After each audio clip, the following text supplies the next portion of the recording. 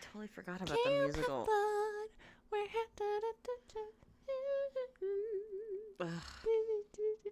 We're on. Oh, fuck. Okay. Hi, guys. Hi. Hi. I'm Rory. Hi. I'm Roni. Yeah. Come Hi. on, Roni. Sorry, I'm going to get with the program, man. So, what are we doing today, Roni? We are doing Heaven Have Not. The show where we do what? Why are you always making me explain it? What's your episode? Oh, I did it last time. true. I did it last time. Okay.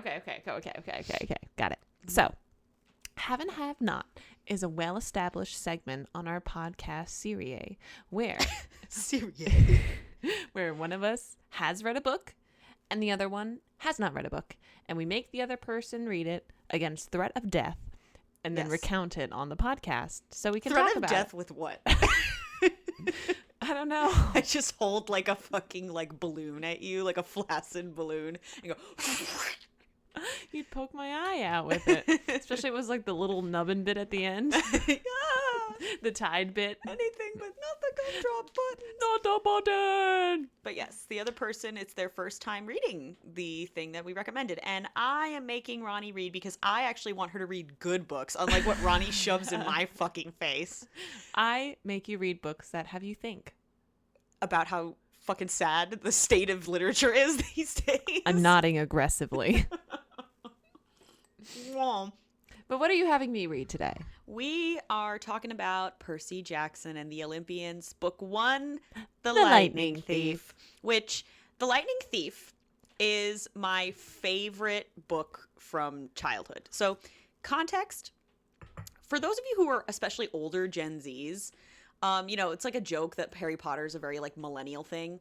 We kind of are on the cusp of being millennials. We're Yes. older Gen Zs, but for a lot of people, For reference, we were both born in the year 2000. yes, so we're older Gen Zs, and a lot of people who grew up in the older section of Gen Z, like Percy Jackson was their Harry Potter, and it Yeah. probably would have been bigger if the movies didn't Suck. suck so hard. The 2 movies, because Yeah, they didn't do yeah. any more because they sucked. Because the fans were so disappointed and upset. So we're talking about the book because Ronnie's thing back in the day was Harry Potter. HP, y'all. Your little Hermione Granger ass. And this is the first time that she's ever been exposed to Percy Jackson. So Yeah, so a bit of context about me and why, even though I was a huge bookworm growing up and I was really embedded in like Greek mythology, I was really into Harry Potter, I need you guys to know it's not that I didn't read Percy Jackson because I hated myself or didn't want to experience earthly joy. It was more so because I went to a Greek school. And the Greek school I went to, it was really common for us to learn about Greek mythology in Greek. And we wouldn't be like formally quizzed on it. We wouldn't be like tested, but it was like something that we referenced consistently with themes and motifs and whatever. And when we were young, like in first, second, third grade, a lot of us had heard of Percy Jackson, but it was almost like not discouraged from our Greek teachers, but not encouraged, because Greek mythology and Percy Jackson Greek mythology are not the same. They have some common threads, some common ideas, but it is not exactly the same. So they didn't want us to get overly confused as we talked about it in class, because some people did read it and they would bring up Percy Jackson myths, and it was not exactly the same. it's definitely a great genius like intro to kids for Greek mythology. Certainly. If you hear click clacking, by the way, we are drinking purple tea because Yeah. we couldn't get blue tea out of Nope. teacups, because that's just what we feel like. So we That's feel what we're drinking classy today, while we yeah. podcast. Since we don't really drink when we podcast anymore. No, we don't, unfortunately. Yeah. But unfortunately. Go ahead.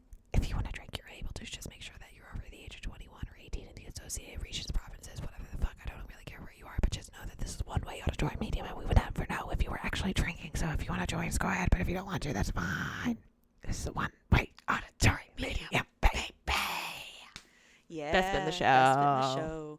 Yeah. So But yeah, so I'm not crazy, and I do like books, so it was finally time to read Percy Jackson, because I'm not quizzed in Greek about Greek mythology anymore, yeah, believe it and or not. this book and this series especially is very near and dear to my heart. The way that Ronnie identifies with Hermione Granger, I identify with Annabeth Chase. And we also have talked about this too. Another reason I didn't want to read Percy Jackson when I was younger, when I was like old enough to differentiate between like the two sets of mythology, is because I had heard so many good things about it. I heard it was like the next Harry Potter, or it's like it always got equated to Harry Potter because it was like a children's book published by Scholastic around that time. Right. But Harry Potter was my thing. Like, my first tattoo is a Harry Potter tattoo. I know that J.K. Rowling is problematic. I understand that I got the tattoo before she became problematic. We don't support or condone. I don't anything support about and her. condone her. Yeah. But I love her universe, and it's inexorably tied to my childhood and how I am as a person today. So I can't really separate them. I do acknowledge, though, and I am sorry for anyone that she has hurt or marginalized, genuinely.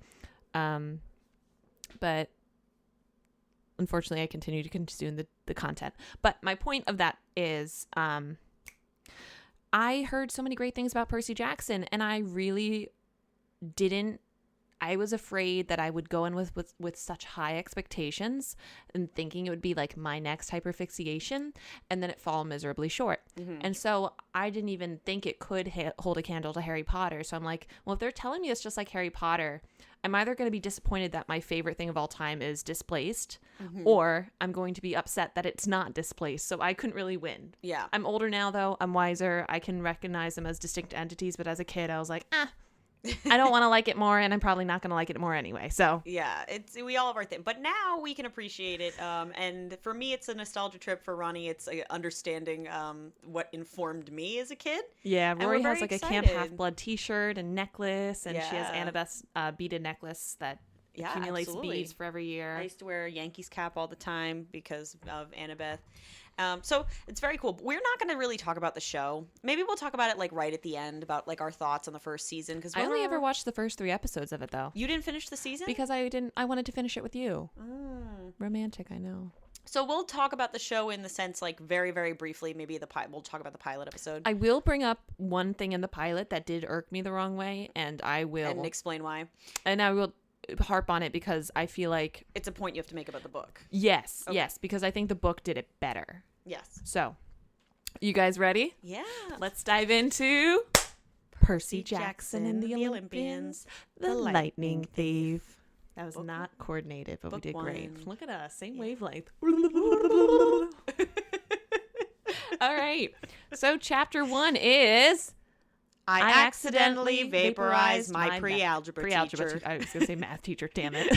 I don't have it in front of me. I just going off of... Oh, I'll remember. Yeah. I accidentally vaporized my pre-algebra teacher. Which, by the way, best chapter title to start off a children's book series ever. Yeah. That hands down. Like hook, line, and sinker. I'm in. I'm in for the win, baby. I think the chapter titles for these books are just so fucking funny, and they never stop being funny. Like the one that me and my brother used to laugh at was "I Become Supreme Lord of the Bathroom." I do like that one. It's like we get advice from a poodle. Like there's just some very. And I think it's funny too because it takes such like a small element. Like the poodle is important because it progresses the plot, but also it's just like. It's just funny. It's just funny that you chose the poodle. Yeah, we could have also said like where Uncle Ferdinand came back. Yeah. Where Uncle Ferdinand makes a reappearance, a guest star. Yeah. We go to the Garden Gnome Emporium, I think is that chapter. But... Yeah.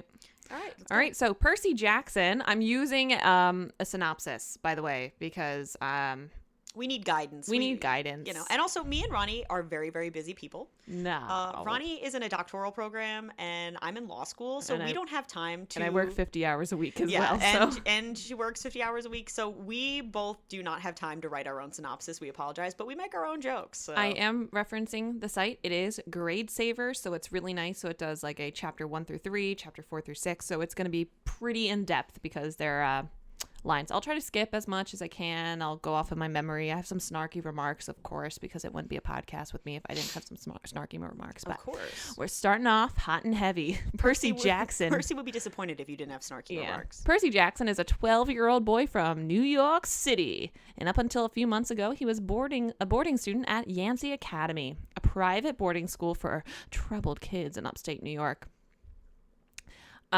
He says in the first sentence, like, I didn't want to be a half-blood. Like, Oh, the intro to this book is awesome. yeah. Like I mean, it starts with the title, I accidentally vaporized my pre-algebra teacher, which is hilarious. Yeah. But there's a little almost like Outlander Forward. prologue. Yeah. like where like in Outlander it's like people disappear all the time. Like in Percy Jackson it's like I didn't, like you're saying, I didn't want to be a half-blood. And that blurb is so cool. Like, I remember as a kid reading it out loud with Noah and, like, my parents reading it with us. And, like, the last sentence is something like, don't say I didn't warn you. Yeah, yeah. And it's so, like, it's so cool. It's a cautionary yeah, tale. it's so cool. Like, it'll a matter of time before they recognize you, too. And once they get you, like, you can't stop them. Because, correct me if I'm wrong, but a bit of context. Rick wrote this for his son with dyslexia and ADHD. That's the story. It's like that's part of it. Okay. From what I know of Rick Riordan, and obviously people can correct me if I'm wrong. This is very broad strokes, but he was saying, he would tell his son Greek mythology, and eventually he just ran out of myths. So he started writing his own story with like the Greek god characters, and then he started reading test chapters to his 5th grade class. And they were like the ones sort of giving him advice on the book and like what they thought of the characters. And so he basically cultivated this. Imagine being in that perfect- classroom. Yeah. Imagine being able to say, like, I test drove Percy Jackson with my teacher. But that's why it's probably so good, is that you literally had the feedback of your demographic. That's why the screenplay is so bad. That's why the screenplay is so bad. Exactly. Didn't the screenplay put like curse words in it? And Rick was like, what the fuck are you doing?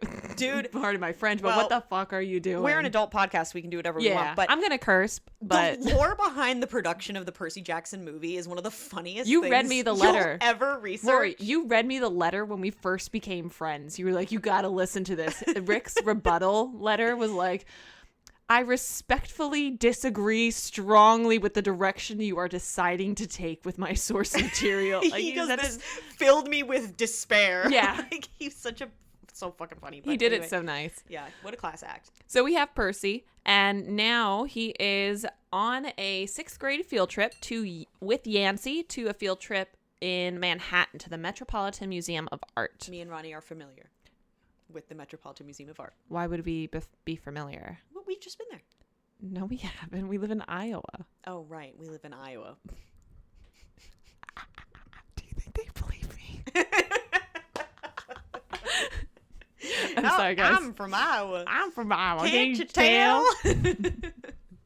So they're going to the Metropolitan Museum of Art, planning to see a Greek and Roman artifacts exhibit specifically. Yeah. And Mr. Brunner, or is it Brunner? I said Brunner as a kid, but I think you could say it either way. Mr. Brunner is their Latin teacher that Percy has like a really strong relationship with, and he's wheelchair bound, by the way. I was getting to that. Oh, go ahead. Sorry. Mr. Brunner's in a wheelchair. It's important, I promise. I know it's important to let them sleep in anticipation. Okay, I'll let you talk. I'm sorry. So their Latin teacher is kind of like embarking them on this quest around the Metropolitan Museum of Art. And Percy's like, oh, fuck, I really hope I don't get in trouble on this trip too, because that's going to be like strike 18. And you know what they say?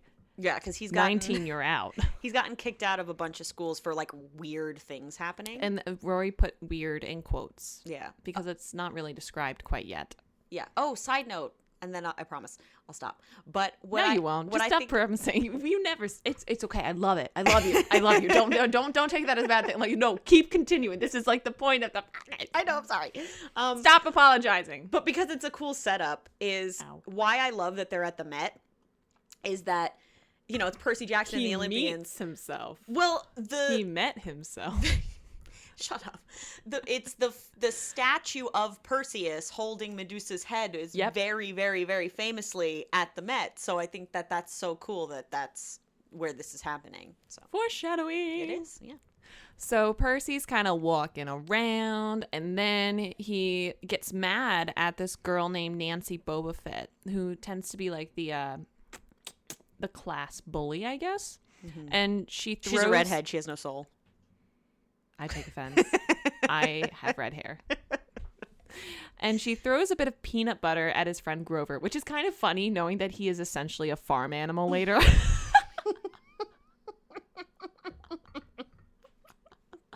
Honestly, yeah, that's kind of funny. So, yeah, that's a bit fitting. throws some peanut butter at his best friend, and Grover warns him, like, don't do anything, man, because if anything happens, Percy's going to get blamed, as per usual, because they always blame Percy Jackson. So Brunner is, like, talking to the class, and he grills Percy on the story of the Titan Kronos, who ate his children. And I'm not going to get too into the myths that aren't relevant, because then it will just derail the whole podcast. But if you're interested in Kronos, look him up. Very well known. King of the Titans, ate his children.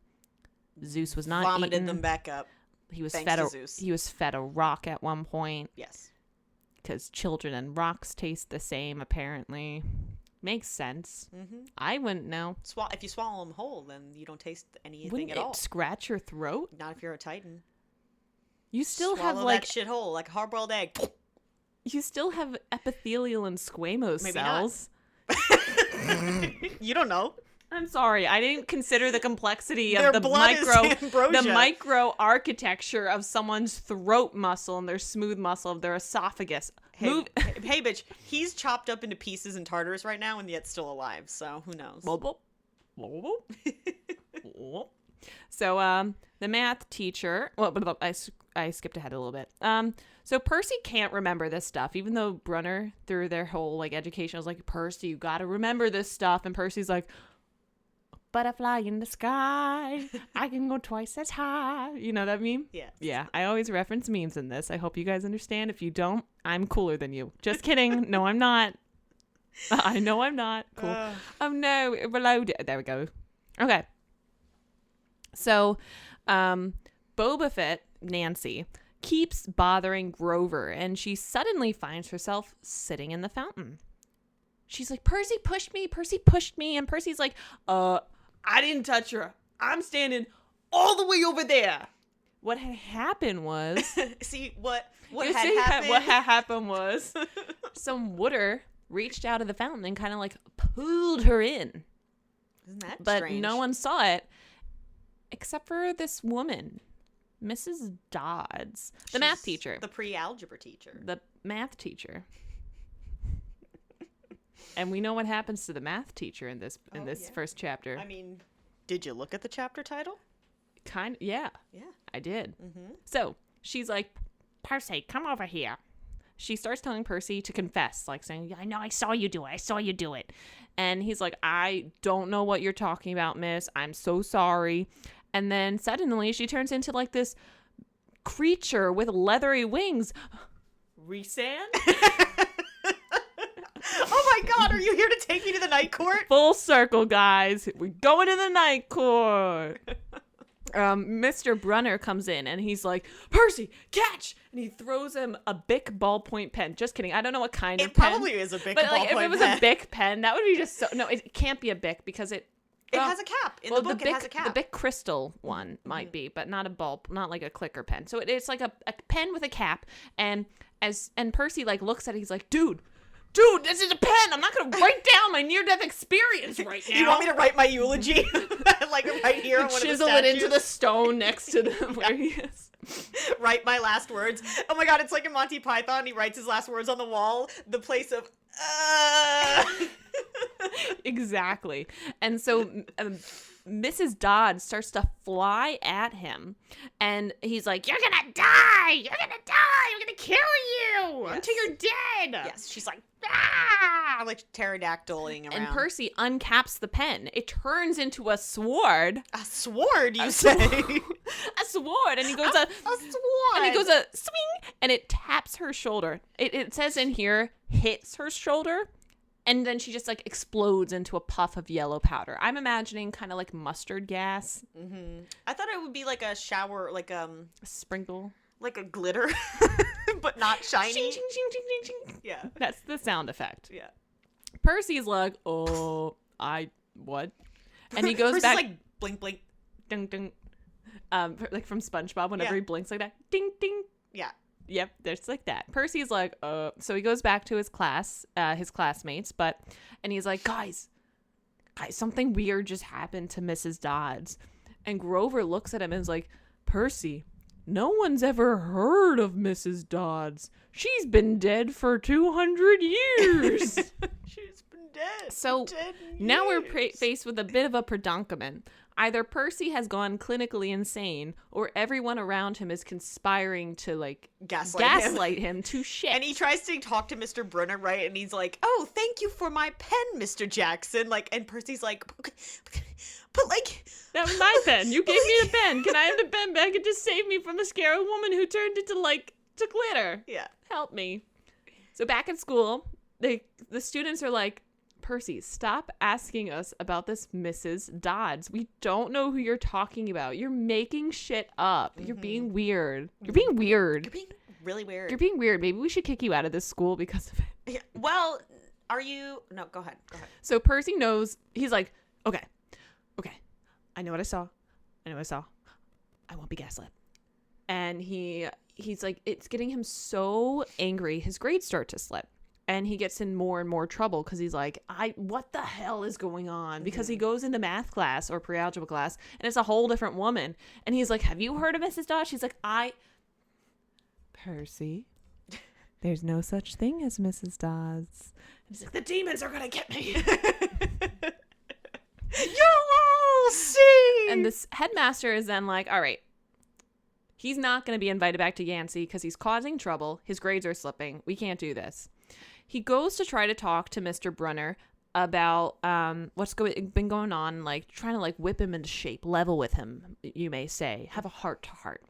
And as he's like snicking down to Brunner's office, he hears him and Grover chitter-chatting, which is kind of weird. Yeah. They're just like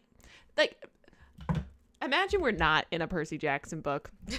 If you're walking down the hall and you hear your teacher having a midnight rendezvous with your friend, with another student who happens to be your best friend, and the rendezvous is about you. Yeah. You'd be like, this has got to violate like FERPA or something. Yeah, well, he's rightfully upset, actually. Yeah. And what I find so funny about Grover, too, is that he's notably looks older than everyone else. Yeah. Like, he's got like a goatee and like...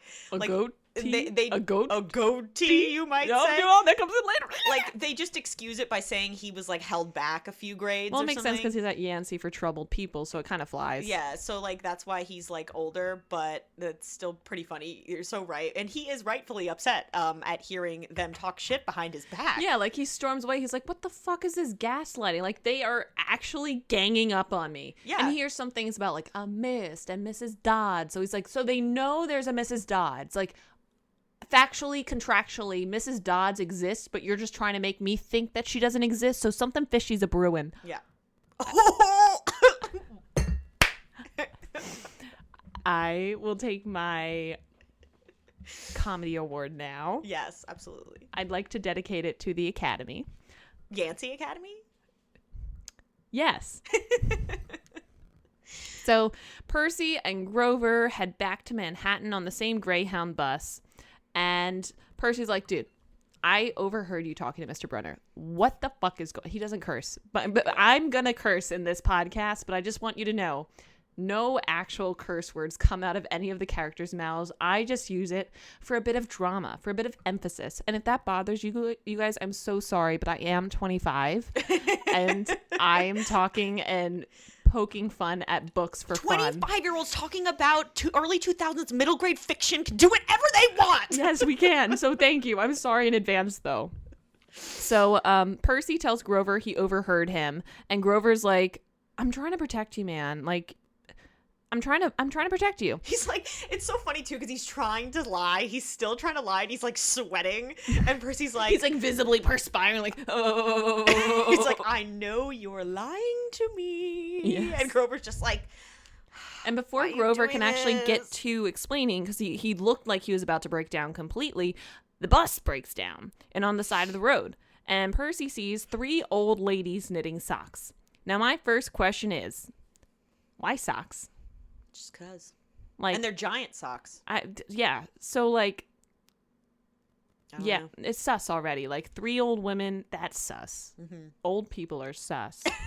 I see an old bitch. Something's up. And then knitting socks in the summer, also sus. And not only are they socks, but they're like big socks. Big socks. Like I'm 5'10", and they're big socks. They're like bigger than socks that I would use. They're like kidnapping sacks, but yes. socks. He watches one of them take out her scissor and cut the yarn. And she kind of does it in like a, ooh, don't make me cut this kind of thing. And I love crochet. I love crocheting.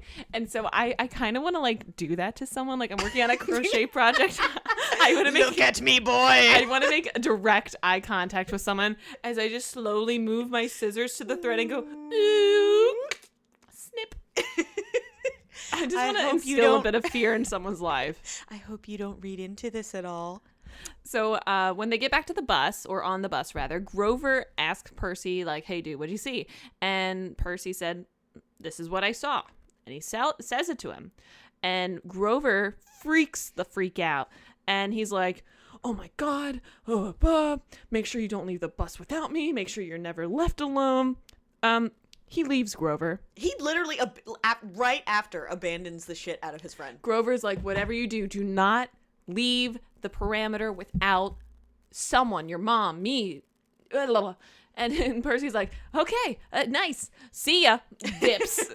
Dips. Absolutely dips. Absolutely dips from his responsibilities. But you know what's so funny is, like, you'd think he's being mean because he's, like, just abandoned his friend in the city, but he also says to himself, you know what? Fuck him. He's been gaslighting me for weeks. Exactly. He deserves it, motherfucker. No gaslight girl keep gay boss here. Gaslight gatekeep Grover. Get out. Damn it. I forgot the order. Gay boss. So Percy ditches him as soon as they get to the bus terminal, and Percy's like taking the subway by himself uptown to his apartment. He tells the audience, because this is all from his perspective, about Sally Jackson. Now, I don't know why, but when I hear Sally Jackson, I think of nail polish because of Sally Hansen.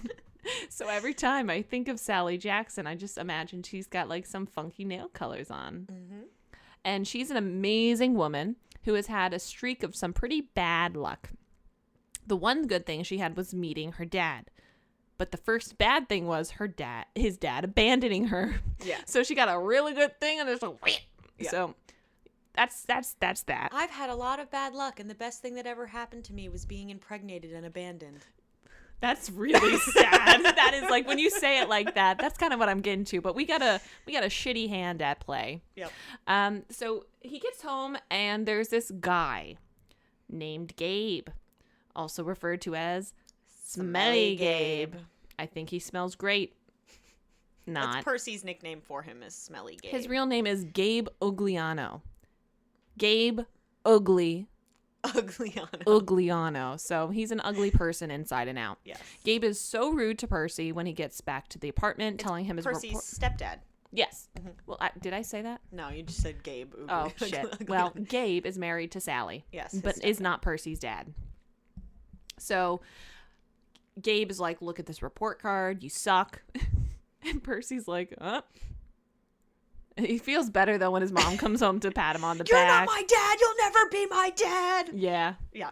And she and Percy kind of talk, and that they're going to go to Montauk and talk about it later. Yeah. Well, I love that there's a cute little thing about Sally that she's works at a candy store in Grand Central, Grand Central Station, which I think is so cute. She brings back some candy for him, and she always smells like candy. Is Aww. like her thing. Sweet. That Percy loves his mom. Aww, yeah. Like a mama boy. But why do they go to Montauk, Ronnie? What's the significance? To Montauk about it at the beach cabin where they used to go every summer together. Gabe is like, no, you can't go. But then there's a bit of a back and forth that happens incredibly different between the book and the TV show. Mm-hmm. And this is the one thing I will say from the book and the TV show.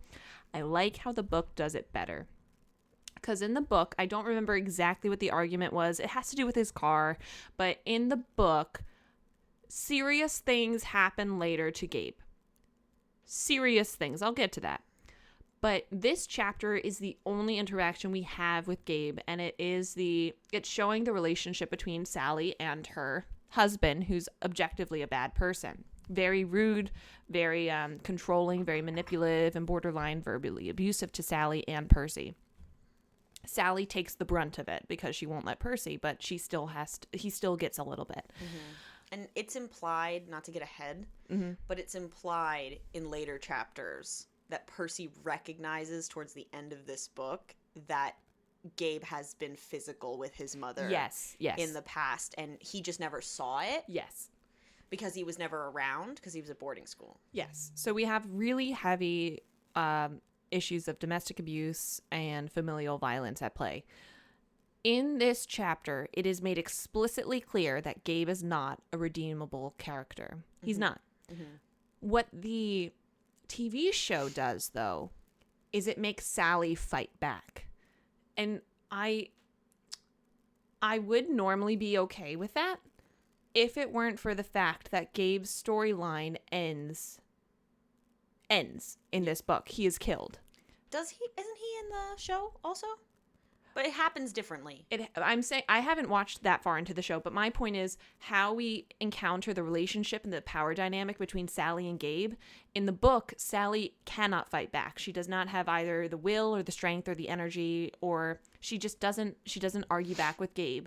In the TV show, though, she gives back as much as he pushes her. Yeah. So it doesn't feel as much like an imbalance. And because there's not much of that imbalance, it feels to me harder to justify the murder of Gabe. Do you see what I mean? Yes. So let me explain what happens in the show because Yes. you didn't get to the end. Let me give my thoughts just on that whole situation. As a book reader, I think that storyline is fine for the book. I'm always going to be attached to anything that happens in the book, right? Mm-hmm. Like my bias is anything that was in the book I think could have stayed in a show or could have been in the show. The way that they frame it different in the show, I forgive it. I don't necessarily prefer it, but I forgive it for the following reasons. Number one, it's on Disney Plus. And they can't imply domestic violence. I understand. Like, I know there were constraints. I'm just saying, as someone who's reading this for the first time and watched it, I felt like my morality was a bit tied. Of course, any kind of verbal, physical abuse in any manner is unacceptable, even on a Disney Plus show or whatever they could represent. But the drastic end to his life just felt a bit less founded. But Well, I'll let you. You'll see. So what ends up happening? So spoiler alert, we're cutting to the end of the book. But Sorry. It's okay. But Sally in the book ends up killing Gabe. Yes. Or implied killing him with Medusa's head. And we'll talk about how that happens. Turns him to stone, sells the statue for money. Yes. Which is hilarious, and it works for the book. What ends up happening in the show is that they have the head, I think, in the house, and they leave a note saying, like, don't open the thing. And he's like, well, fuck you, I'll do whatever I want. Okay. And he opens it anyway. I like how they didn't make Sally still kill him. No, with not the on Medusa's purpose, that he head. does Okay. it to himself on accident. Whoops, my bad. now I strike from the record what I just said. I did not get that far in the show. I apologize. So, but let's talk about that whole thing, because it was a point of contention, the difference between Gabe as a character in the show / in the book, that I do think is important to talk about. And aside from the whole Disney Plus argument, because that is its own thing, but taking that out of it, I do understand, and I was talking to my dad about it, why maybe they chose to alter Sally's character a little bit, because I Sally, do too. I do. because Sally Jackson in the book is a sweet lady, but we don't really know much else about her other than she's nice. And I get it because it's from her son's perspective, so it's like, of course he wouldn't have a more nuanced opinion of her at that point in his life because he's only 12. But I think for us as show watchers, this is a woman who, spoiler alert, like, caught the eye of a very powerful Greek god, a god who lords over a medium that is not easily contained. And I think what they were going for with the show was like that, what kind of a woman would attract Someone who's probably pretty tumultuous like the sea. Yeah, so I think that they make her a little more fiery. And my interpretation of Gabe in the show, I don't think their intention was to de-teethify him because they were like afraid of having him be a bad character. I think what they were going for was more that Gabe in the show is the whole point of Sally being married to Gabe has to do with, and we'll explain why as we get more through the synopsis. The fact that he's so absurdly human. But that he's absurdly human. But I think what they were going for with that absurd humanity in the show is that he's so aggressively normal. Like, he's such an aggressive bum, normal deadbeat. deadbeat idiot.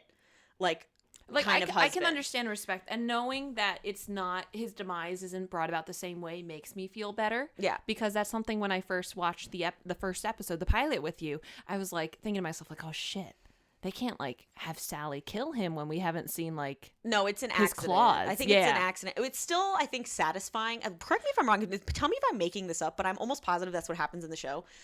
That it happens on accident. Okay. And it's still funny because he's just so stupid. It says do not open. Yeah, like he's just a stupid character, and you still get the satisfaction of like that whole moment from the book, but Yeah. it's just framed differently. Now, some people will argue that, you know, the whole thing about that situation with Gabe from the book, that they shouldn't have shied away from it, because if it's in a book that children are reading, how could they not handle it in a show? I can see that side though too. I can see that both argument, sides. but then I can also see the argument that maybe the way that they did it in the show is like just a way to do it that's also valid, and it doesn't monumentally change the trajectory of the series at all. But when I was reading the book, I had that little chuckle moment, like, Gabe died. You know, but I think somebody said to me, they were like, yeah, like Gabe and Sally's relationship and the thing with Percy is horrible. And then they said, yeah, but why does it have to be that horrible? Like, it doesn't. And that is I an see that argument. too, You know, yeah. that's also an argument. So whatever you think about it, that's really like, if there's big sticking points from the show, I'll bring it up. Okay. But otherwise, we're not going to focus too hard on the show. Maybe That's we'll just- watch it that and do was like a just- whole episode. That was but... just the one thing that I noticed and I wanted to bring up because I didn't know how it resolved, and it kind of altered how I viewed Sally as a character because of it. No, that it happens differently. In the Okay. show, but... All right. Sorry, guys, for the derailment, but a little talk, a little morality, some ethics were brought in. We made it a very riveting conversation, don't you think? I think so, yes. Absolutely taking this middle grade book real serious. So they drive on out to Montauk with Gabe's car under the condition that he From the city, which would From take the a city. while. like 4 hours a while. Not that we would know that. Yeah. With Gabe's car under the condition that it does not return with a single scratch on it. Put a pin in that. The car is his baby. Put a little pin in that. So Oh, and he's a poker player. For your little tidbit at the end, that Gabe is a poker player. That's Yes. significant that he plays poker all the time. yes, I don't remember how though. Because the statue she sells, she calls it the poker player. Oh, I just remember there's something about bean dip. Oh, yeah, he's like, Sally, where's that bean dip? And she's like, I made you a whole thing of bean dip. So basically to, like, ask his permission to go to Montauk. Yeah, and, she like, made him bean dip. Yeah. She's like, I'm gonna leave him with the beans, and you go in the bed and hotbox it without me. Yeah, basically. Yeah. So while they're in Montauk, they're Montauking, and Percy and his mom are having like a lovely little time together. All the issues of the normal world are behind them. She's like opening up to him about how, you know, this is where she met his father on this very beach. He looked like a surfer dude, bro. He looked like he was like a super cool dude. Who's like, dude? Dude. Yeah. Yeah. And so she tells Percy his father would be so proud of him. And they talk about him. And Percy has never met his father, but he does remember a pair of startling green eyes. Yes, bookmark that too. That's creepy. His mother reveals that she will have to send Percy away to a summer camp to keep him safe. And Percy's like, no. He's like, please. Bro, how is making macaroni necklaces gonna keep me safe? He's like, Mom, can you please explain to me why you're sending me away from the summer when I really, really, really, really, really don't want to go? And she's like, no. They awake in the middle of the night to a hurricane. What? Doesn't he have a dream that night? It doesn't say in here. So that night, just quickly, Yep. Percy has a weird dream. Oh, falcon, eagle, about beach. an eagle. No, Percy has a dream about an eagle and a horse fighting on the beach. And love a there's good like horse. this evil, ominous voice, like saying something to him What in did the they say? distance. It's like, you know, hello, little hero. Like, something like that. That was good. By the way, that voice, that ominous voice, becomes important, and it's like reoccurring in Percy's dreams. The way they do it in the show is so fucking funny. I'm sorry. Like, there's things the show did really well, but like that That was so silly. That like it's like a fucking like ghostly lantern man. Like you gotta watch because it's so I funny. do not remember that. It looks like a Dementor holding a lantern. Nice. It looks like a ring wraith. It's like Yeah, it's yeah. really funny. So they're startled awake in the middle of the night to a hurricane. That's weird. Usually you get some warning about those, category 3, 4, 5, make sure you flee your home, get away from the beaches. None of that. So that immediately for me was like, this is not a natural hurricane. There's a pounding of their cabin door. And guess who it is? Grover. Bah. And Percy is shocked to look at Grover and see he's not wearing pants. He's like, dude! But he's even more shocked to see that where his feet should be and where his legs should be, there are hairy hooves. There's just he's got hooves, cloven hooves. Look at that guy. Grover's like, dude, we need to get away from here. And Sally comes over, and then Percy's like, no, like, what's going on? And he was like, we gotta get out of here. And so they jump into precious, smelly Gabe's car and start driving. Vrooming away. Phew. So Grover, Percy, and Sally drive off down the roads in Gabe's car. In the pouring rain. In the pouring rain and the wind. It must be absolutely stressful for driving. Like, I hate driving in general at night, but when it's rainy and windy and in a hurricane, Out in Montauk? it's kind of like the perfect storm for something bad to happen. And then lo and behold, something bad's going to happen. Percy cannot get over Grover's furry legs. I just imagine they're like, like zooming down the road, and Percy's like in the front seat, turned completely around, just staring at the hooves in the back, and he's like, so like, are we gonna talk about those? for Grover, he would walk with a limp, and he would Yes. always wear long pants. So now he's like doing mental arithmetics. He's like, It's like the math woman meme. So Grover explains that he has been watching Percy at Yancey, and that he's actually a goat. He's a half goat. Okay, you know what? Half goat is still goat. He's a satyr. Okay.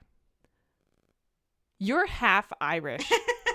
Do you call yourself half Irish, or do you say I'm Irish? Well, he's not a full fucking goat. He's a satyr. That's exactly my point, Rory. I say I am Hungarian. I am like a bit over a quarter Hungarian. Well, I'm that not gonna. sounds like a you problem. Oh, next time you say that you're Italian, I need you to put your hands down and say, I am half Italian. Restrain them to your chair. My point is, so mean. he's a goat. So he's a mythological Satyr. creature called a satyr. I'm poking Which fun. is hilarious because Grover is so innocent and adorable, and like satyrs in Greek mythology are like sexual deviant grapists. Like they are like the worst offenders. Like I think that's how Eurydice dies in like Orpheus and Eurydice. That's so sad. Like the tale It's of so Orpheus. sad that Grover's also older than them. Yeah. But like I think he's in his 20s, right? Grover? Oh He's like my actually in his gosh, 20s. This is just getting worse and worse. But yeah, like in Orpheus and Eurydice, I think she's literally running away from getting like graped by a satyr, and she gets bit by a snake and dies. Nice. So yeah. So he says that the less Percy knew, the less monsters he would attract. So knowledge will attract issues, or that's what the far right think. Shh. But it's too late now because he's already beginning to discover who he is. So he's kind of like a little beacon for these monsters. And he tells Percy that they are on their way to the summer camp that his mother told him about because Percy is in danger. And that is the only place he will be safe. Suddenly, the car swerves into a ditch and crashes. They're all okay. But unfortunately, the car has a wee bit of a scratch on it. Wasn't I struck by lightning? A wee bit of a scratch, I say. It's just a scratch! Tis but a flesh wound. Tis but a flesh wound. Yeah.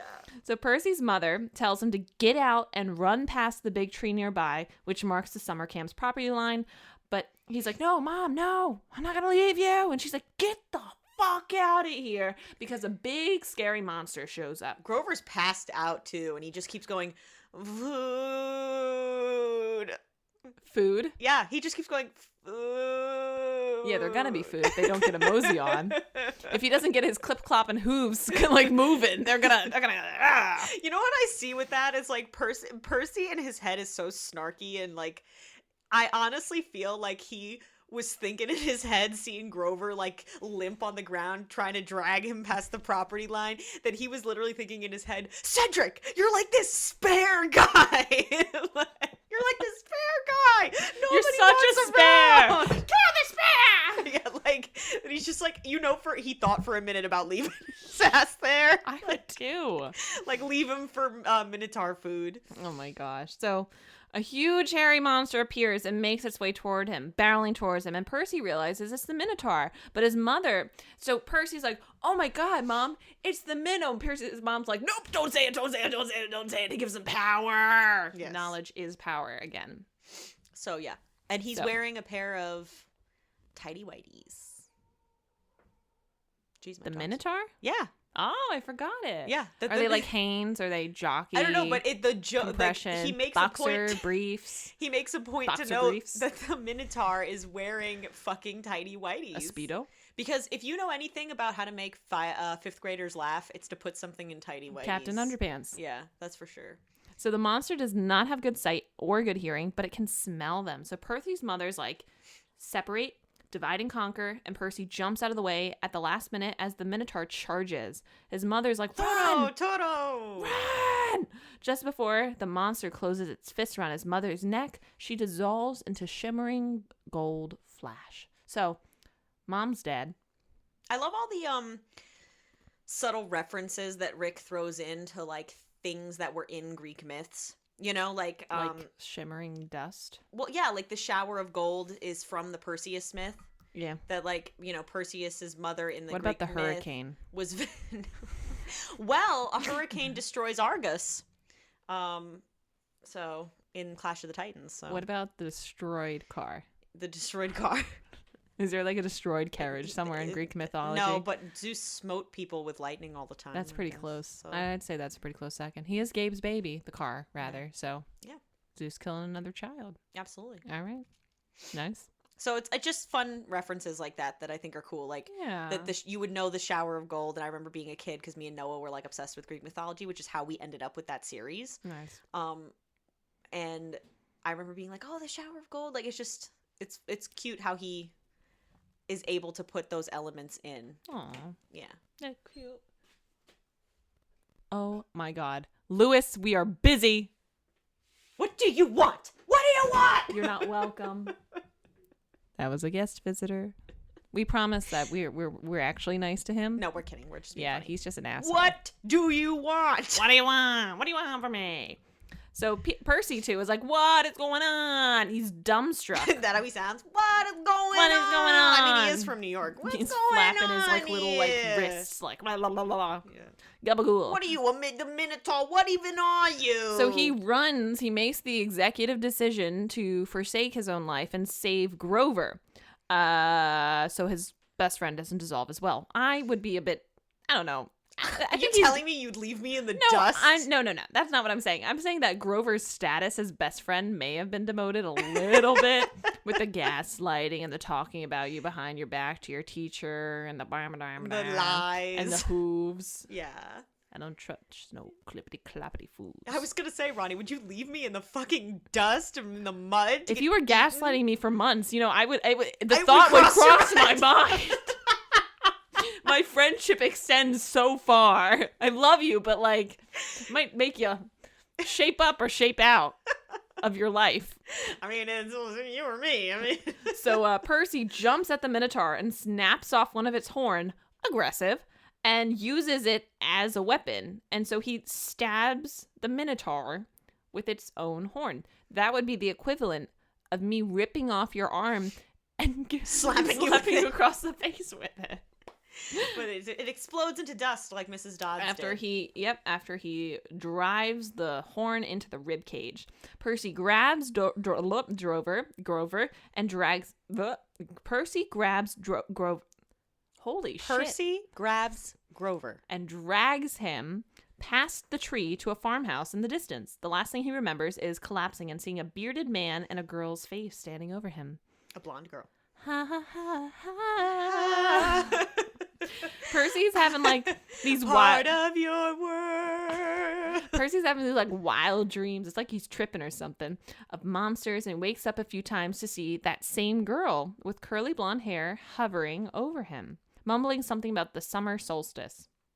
He finally wakes up for good, and Grover's there, thanking him for saving his life. He's like, dude, I'm sorry that I've been like such a bad friend the last Wait. few months. I'm glad you didn't leave me. What does that girl say to him though? She's feeding him like pudding, and what's the first thing she says to him?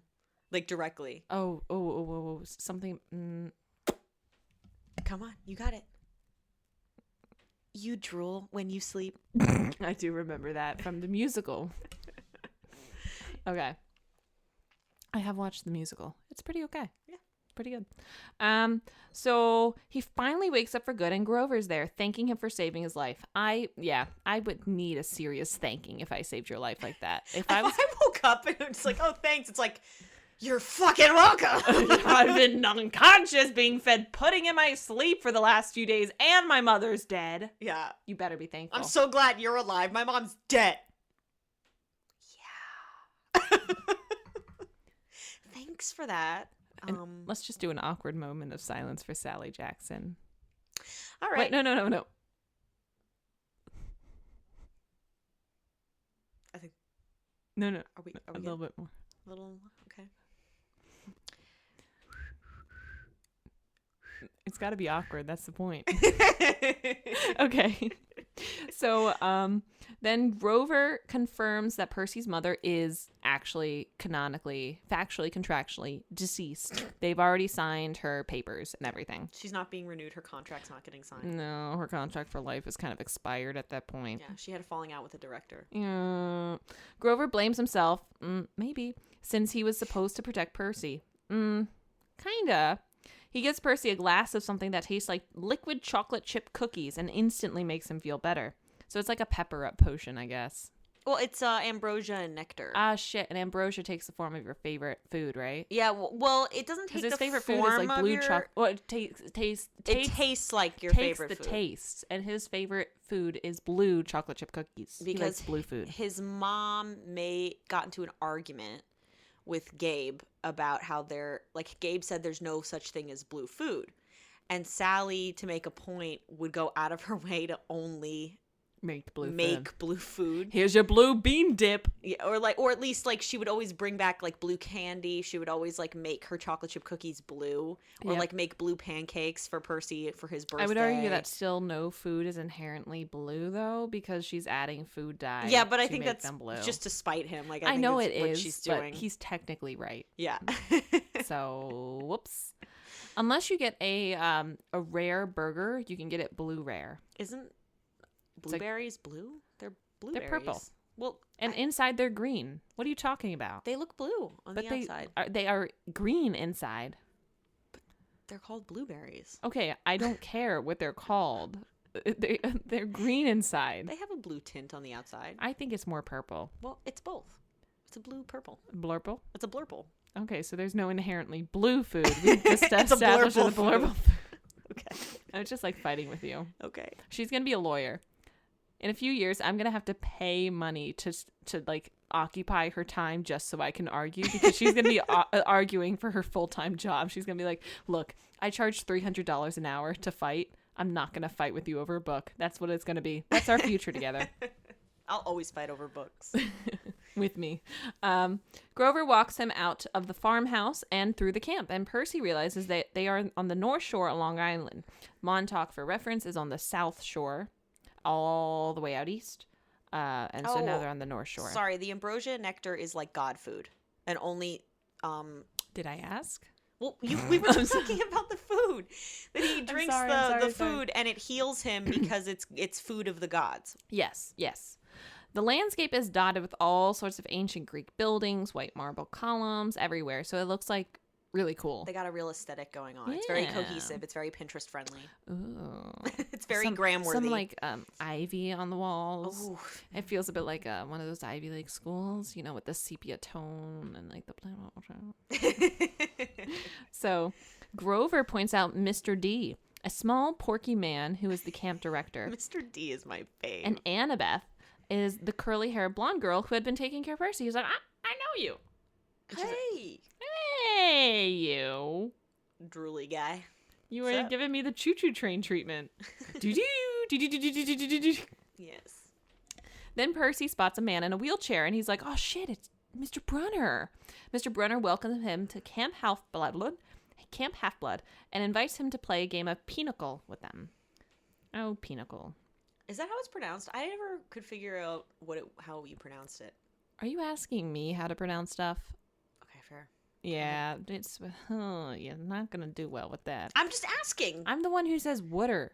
Do you really trust how I say words? That's fair. Yeah, whatever. It's an old Greek board game. Yeah. So Mr. Brunner tells Percy to call him Chiron, which is his real name. And Chiron is the same name of the person who trained Heracles or Hercules. Or Jason also, And right? the Argonauts, yeah. And like all these famous Greek But heroes. it was Heracles, right? Yeah, I think so. Hercules. Well, we'll say Hercules, but in Greek, yeah, it's the Heracles. Yeah. He came to Yancey just to teach Percy. So, oh my gosh, this is really shaping up to be super duper weird. Yeah. Percy is still Percy's not. like little old me. Percy's still like begging for answers, and they're not given to him. So Chiron begins to explain. He tells Percy that the gods are real. He's like, every time I told you to pay attention in school, I wasn't lying to you. I really need you to pay attention now. Mr. D is Dionysus, the god of wine, and also sexual proclivity. We forget about that one. I know. He, like, the cult of Dionysus is this long-standing, Yeah. wine-fueled, orgified. Let's get mischievous and polyamorous, wine and women and wonderful vices. Welcome to the cult of Dionysus. There's a really great YouTube channel that it's like Sarcasm Presents or History Sarcasm, something along the lines. It's like an animated thing, but they have a really good breakdown of the history of Dionysus. Are you talking about Overly Sarcastic Productions? Yes. I love them. I've been following them for forever. They're awesome. And they have a really good episode on Dionysus, the history of the cult of Dionysus, because it has evolved. There are multiple iterations because this spans, mind you guys, Greek mythology is millennia, tens of thousands of years old. So this cult has evolved in really freaky deaky ways for multiple millennia. And there are different iterations that were more like woo-doo, dancing around the fire while naked and like fucking each other. And then there are others where they're like drinking, and it's really cool. So I recommend you watch that. But this is a toned down version of Dionysus, and he's stuck here because he flirted with one too many of Zeus's nymphs, so he's relegated to live as a mortal camp counselor. Yeah, for like 100 years or something as punishment. And it's so funny because he's so jaded and he's always wearing Hawaiian shirts. He's not allowed to have any alcohol, and he's like pissed off. He's like this alcoholic, literally the god of wine, not allowed to have wine. 100-year-long dry January. I know. It's so funny because he can't remember anyone's name. Yep. And it's like a running joke throughout the whole series that he's always calling Percy Peter Johnson. Peter Johnson. Because he doesn't know him. Chiron sorry. Go ahead. Chiron explains that the gods move along with the center of the Western civilization. So before they were in Greece, and then Rome for a bit, then Britain, and now they are based in the USA. And he also shows Percy who he really is. So imagine this. Your favorite teacher, the one who threw you a pen that turned into a sword. This man, who you trust implicitly, who now you are actually being forced to trust and believe because you are stuck at this summer camp. Your mother is dead. You don't want to go back to your stepfather. He's like, Percy, call me Chiron. And then this man, who's wheelchair bound, stands up. Not only does he stand up, but the blanket falls off of him. And as he moves out of this chair in a bag extension charm kind of way from Harry Potter book 7 with Hermione's beaded bag. Or like a Mary Poppins bag. Yeah, like Mary Poppins kind of esque. He starts to walk out of the chair. He got 2 hoof. But it's a cloven hoof. And before you know it, Mr. Brunner is wheelchair bound no more. No, he is a centaur. You're like a little horseman. He's a horse You know who I picture? I picture Firenze from a Harry Potter musical with the little horsey, like little stuffed animal thing on his back. But so not only does Percy have to deal with one set of cloven hooves in his friend group, but now he's got like a shoe horn that he needs to purchase so he can clean Brunner's shoes, his horseshoes. I mean, like, this man's going through the ringer right now. Yeah.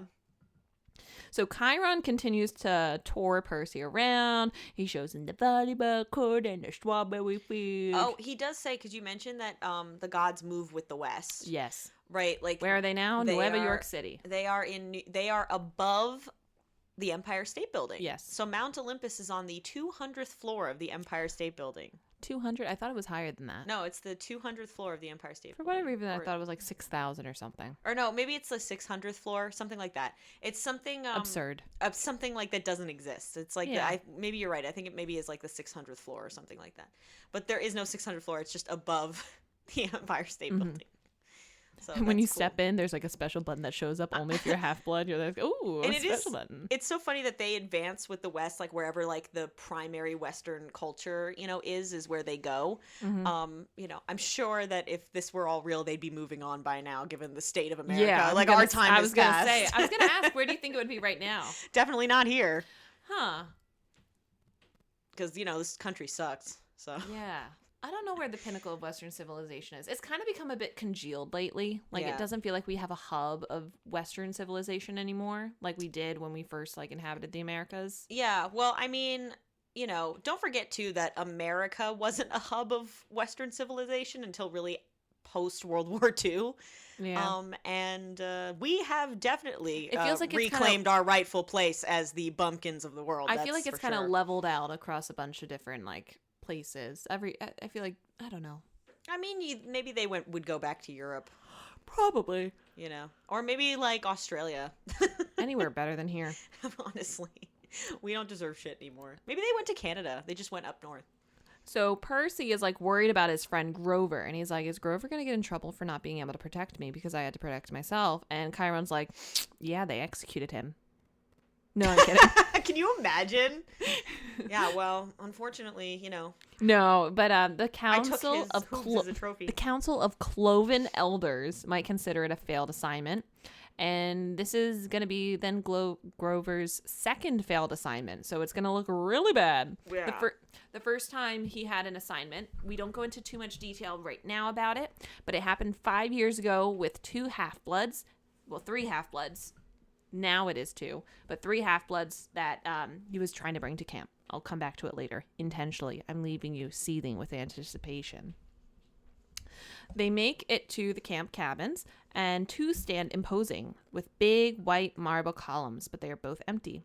Percy guesses that each cabin has a mascot because there are like 12 of them around. 12, yeah. And these 2 vacant ones are Zeus and Hera's cabin, so the king and queen of the gods. Cabin 3 has walls studded with seashells and coral and is also empty, notably. And it has like fishing net and like it's very Most of the other cabins are crowded with campers, like cabin 5. And then they walk. Chiron confirms that he is indeed the same Chiron from all the stories, the one who trained Hercules. Yes, Ronnie. They make it to the last cabin. That's some big dick energy, and not just because he's literally hung like a horse. He also has big dick energy. BDE. Oh my god. So they make it to the last cabin where Annabeth is waiting for them. Percy will be staying there. She introduces him to Luke, a 19-year-old, who is the counselor in charge of that cabin. Hey, Percy. Sorry. So I'm going to confess something. This is our second time recording this podcast. Yes. And I dropped bombshell on Rory the first time we talked about it. Because we get to the cabin. Annabeth is like, here's Luke. He's awesome. Hey, Percy. What's up, man? Like, did you have a good journey? He is literally a Cali-coated, bleach blonde bimbo bozo. Like, he And I told Rory this the first time, and she's like, "No, you gotta be kidding me." Yeah, the audiobook. Yeah, they kind of flopped. So I don't trust L names. They're like the early 2000 version of a J name. Yeah. So I already didn't trust him before I heard his voice. But when I heard his voice, I'm like, yeah, we got to put a tab in this one. This guy's a bad guy. And he's the head of the Hermes cabin. Yes. So Hermes is the patron, and so he's Hermes' son, and he is the god of travelers, but he also takes in those who are currently unclaimed, because a lot of the half-bloods actually do not get claimed by their godly parent. Unfortunate as it is, a lot of them just never know who they have, whose crotches they have spawned out of. Whose crotch dumpling they are. Crotch goblin. Yeah, for real. Percy will stay here until he is either determined or he's just too old for camp, really, I guess. Yeah. He walks with Annabeth to the volleyball court, who's like, hey, so we're all demigods, children of one god and one mortal, and they all have ADHD. I know this is a lot to spring on you. Take your time. I'm sorry to jump all this on you. I know your mom died like 48 hours ago, but you're also a god. You have powers, and you know Make your peace with that. You know how you were an outcast your entire life? Well, I'm here to break that for you. You know how you have ADHD and dyslexia? No. I'm not a mind reader. I just know that because all of us have it. Because the ADHD. So you're like actually super special, but like not special. Yeah. So you're special. You're special when you're not here because people want to kill you, and you're a god spawn, but you're not special here because everyone can do the same. There's like stronger people here than you. Anyway, don't think you're important because you're totally not. So she goes on to explain that the ADHD is because of the battle reflexes that are innate in all these like spawns of the gods, and the dyslexia is because their brain is programmed to speak and read ancient Greek, not English, so they can't really read English characters, but they can read ancient Greek, which is really cool. Sorry. And Percy's just there like blink, blink, blink, blink, blink, blink, blink. She also reveals that her mother is Athena, and Percy kind of startles at her for a second. He's like, "Oh, I thought it was just gonna be like a dude," and she's like, "No, it's Athena." She has really I came out of her head. Yes, she did. She also has startling gray eyes. Mm-hmm.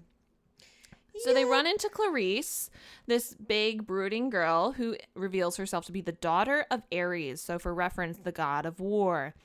Already, I'm thinking, oh shit, this is going to be fiery. I fucking love Rick Riordan for this. He's such a real one that like the cabin for the Ares cabin, like the gang for the Ares kids is the daughters of Ares.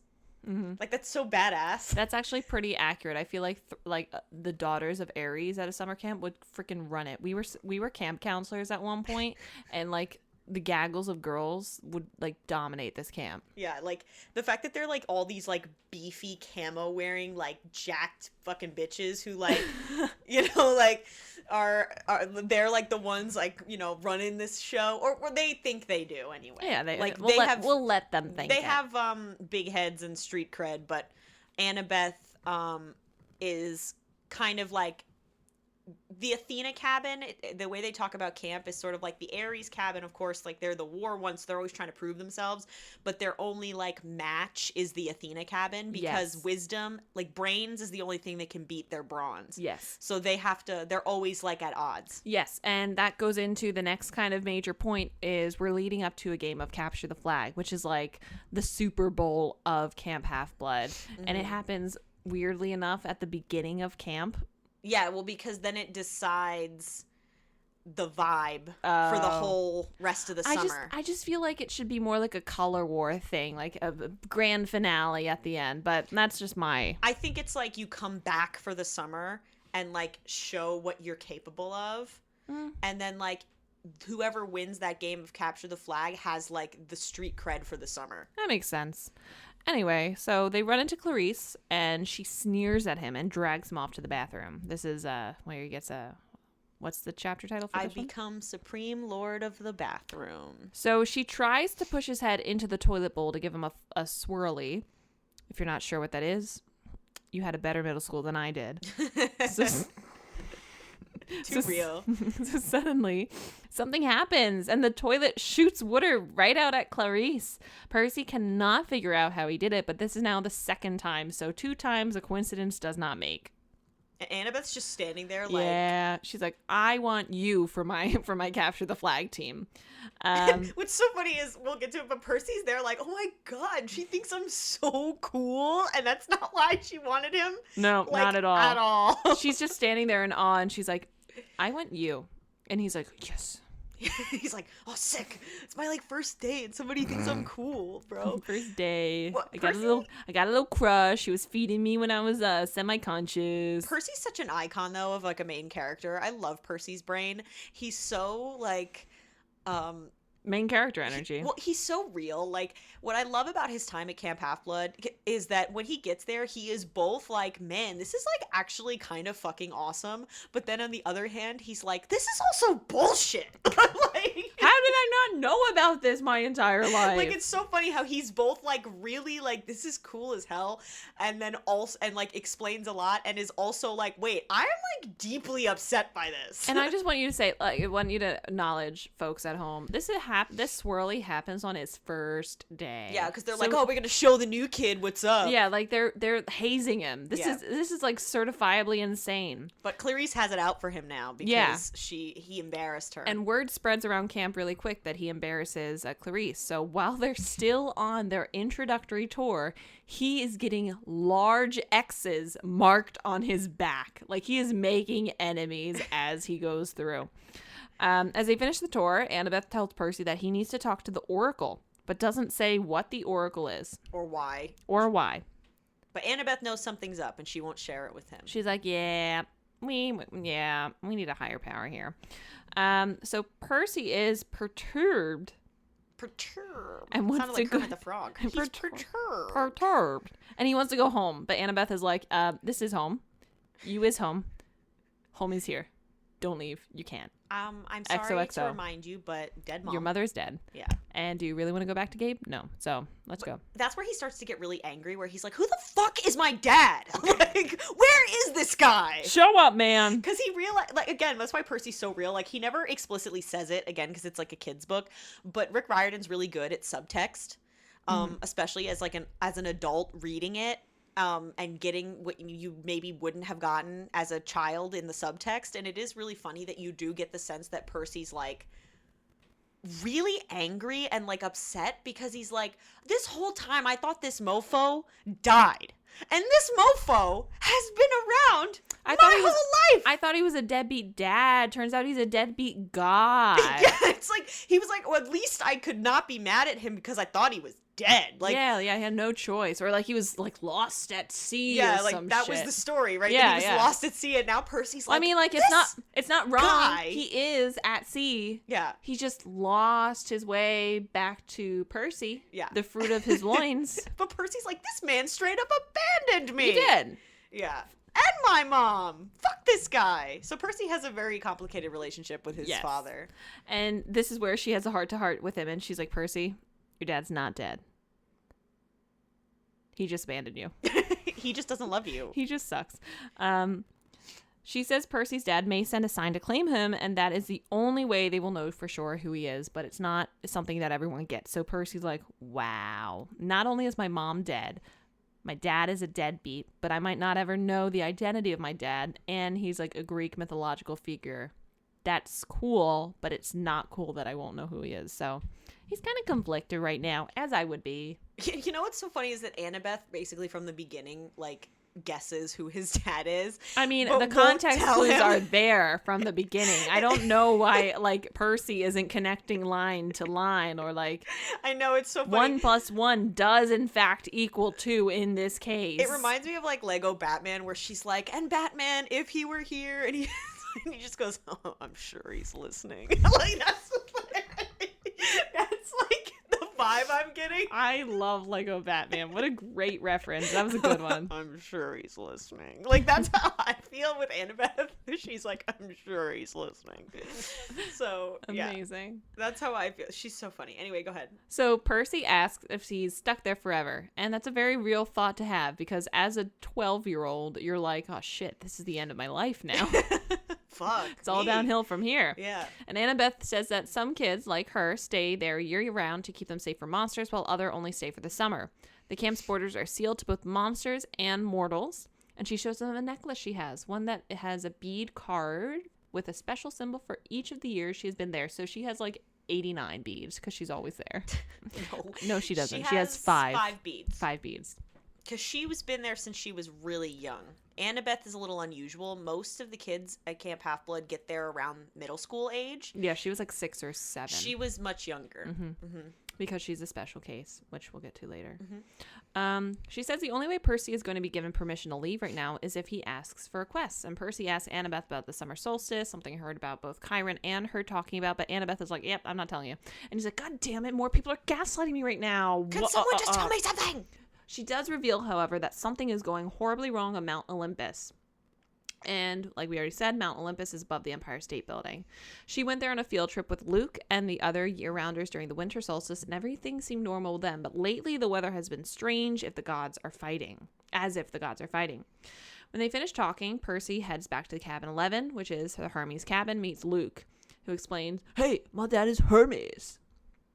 Yep. Thank you. Yeah, God of Travelers. He tries to console Percy, and I'm sure it sounds like, hey, dude, I know that, like, our parents suck, but at the same time, we're here together, so we can complain about them together. That's kind of what I'm getting. That is kind of what happens, yeah. Percy Do you want asks, some shampoo? Percy's like, nobody's ever given me shampoo. like, I don't use shampoo. I use, like leave-in, I wish you guys could see her lips right now, the way she's contorting her face. I use, like, Sun-In. I use, like, Sun-In, bro. I use, like, lemon juice, and then I stand under the sun's rays. Johnny Bravo. Yes, kind of. I'm picturing him with, like, a surfboard under his arm. Yeah, he's a Cali asshole in the audiobook. Luke is supposed to be, like, very good looking, though. He's supposed to be very good looking and very likable, too. But he has a very noticeable scar on his eye. Because he's sexy. No. Because he has a thing, but just remember that Luke has a scar on one of his eyes, and he's a little touchy about it. And Percy's like, "What's with the scar on your eye?" I don't want to talk about the scar. Like, he gets like you know, like anime characters, like they're the top half of their face gets dark, whatever that's called, and that little like weird 4-prong thing shows up on the side. It's like, yeah, and they're in like that's his face. He's like, "I don't want to talk about it," and then he's like, "Anyway," and like the artificial like big blue tear that's like hanging below the eye that doesn't drop. Yeah, yep. It's anime dark face. So Percy asks about the Oracle, and Luke explains that the reason Annabeth told him to go there was because Chiron told her that, according to a prophecy, she would not be allowed to go on a quest until someone special came to the camp. So Annabeth is actually being kind of selfish in this. Mm-hmm. She's like, "Ooh, he might be special. That means I can get a quest then." Because the thing that everybody at camp wants more than anything is to get a quest. Because you get to prove yourself, you get to show yourself to the gods, you get to have this like really cool action-packed adventure that might result in your death. But the thing is, they have all been told and kind of have accepted that they're all going to die young anyway, because that's what happens to Greek heroes and demigods, is they always die young. They're like, this is my midlife crisis right now. Yeah. I'm 12 years old. I'm resigned to it. Right. Well, that's kind of what's happening, is that they all know they're going to die before they're like 25. So it's like they might as well like go on a quest and like get the glory and prove themselves. At dinner, they toast to the gods and make the food offerings by dropping them into the fire. Mr. D introduces Percy to the other campers and talks about the capture of the flag tournament that will be happening soon. I also like how in the musical they have a really nice like, "Oh, things couldn't be worse when your parents run the universe." There's a whole campfire song where they like shit on their parents as they're giving them offerings, like, as they should. Like, the gods are pieces of shit in these books. It's actually funny how that never changes. And Annabeth like talks about her dad and like the weird situation that she has going on there. And it's really just, I don't know, it's just like a time for everyone to air their grievances under the guise of thanking the gods, which is pretty, like baller. Mm-hmm. Percy kind of gets into a routine over the next few days. Neither Percy nor the senior campers can figure out who his father is based on his skills. Again, Annabeth's in the corner, kind of like rubbing her hands together, like, I actually do know. Let me just put this plan into motion. Yeah. She's like, I don't know. Percy crazy. tries sword fighting against Luke and beats him first try, but then loses second time. Still, Luke thinks he has potential. So that's nice. So Yeah, Percy... Luke teaches him how to sword fight, really. And Percy, for the first time, is succeeding and doing well at something. Mm-hmm. So he feels really accomplished. Like, He's it's so funny. He starts to be like, I belong here. Yeah, it's so funny how he's literally bad at every single camp activity. Except fighting. And the canoe lake. And the canoe lake. And capture the flag. Which we'll see, yeah. Yes. So Percy talks to Grover and they discuss the empty cabins. One belongs to Artemis, who swore she would be a maiden forever, so she has no children. Hades, the god of the underworld, does not have a cabin at Camp Half-Blood or a throne on Olympus.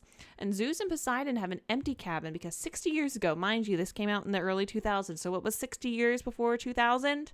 World War II. World War II. So 60 years ago, they made a pact that they would not have kids because their demigod children were too powerful and caused too many wars, like the Second World War. Zeus broke the oath 17 years ago and brought a terrible fate upon his daughter, Thalia. Zeus was forced to turn her into a pine tree as monsters attacked her on the threshold of Camp Half-Blood, and her tree still stands there today with her spirit protecting the threshold of the camp. Last time we recorded this, I made a statement that if I were to turn into any kind of tree, it would not be a pine tree. They're sticky. They're gross. I'd be a maple They tree. poke me in places I don't want to be poked. Well, I would be a maple tree. I'll give syrup. That's to a the good one. Children of the camp. I also really like birch trees. Birch is nice, Paper too. birch are really cool because you can peel off like the outer layer and you can use it for a writing surface in times of need. Oh my God. Write before, messages on me. so before I completely die, and as I'm turning into a paper birch tree, I can rip off part of my skin and write a final letter. Yeah. Well, you know what's cool about Camp Half-Blood is, like, we didn't really get into it enough, so let me just, like, talk about it real quick, is that I love the way that Rick describes the camp.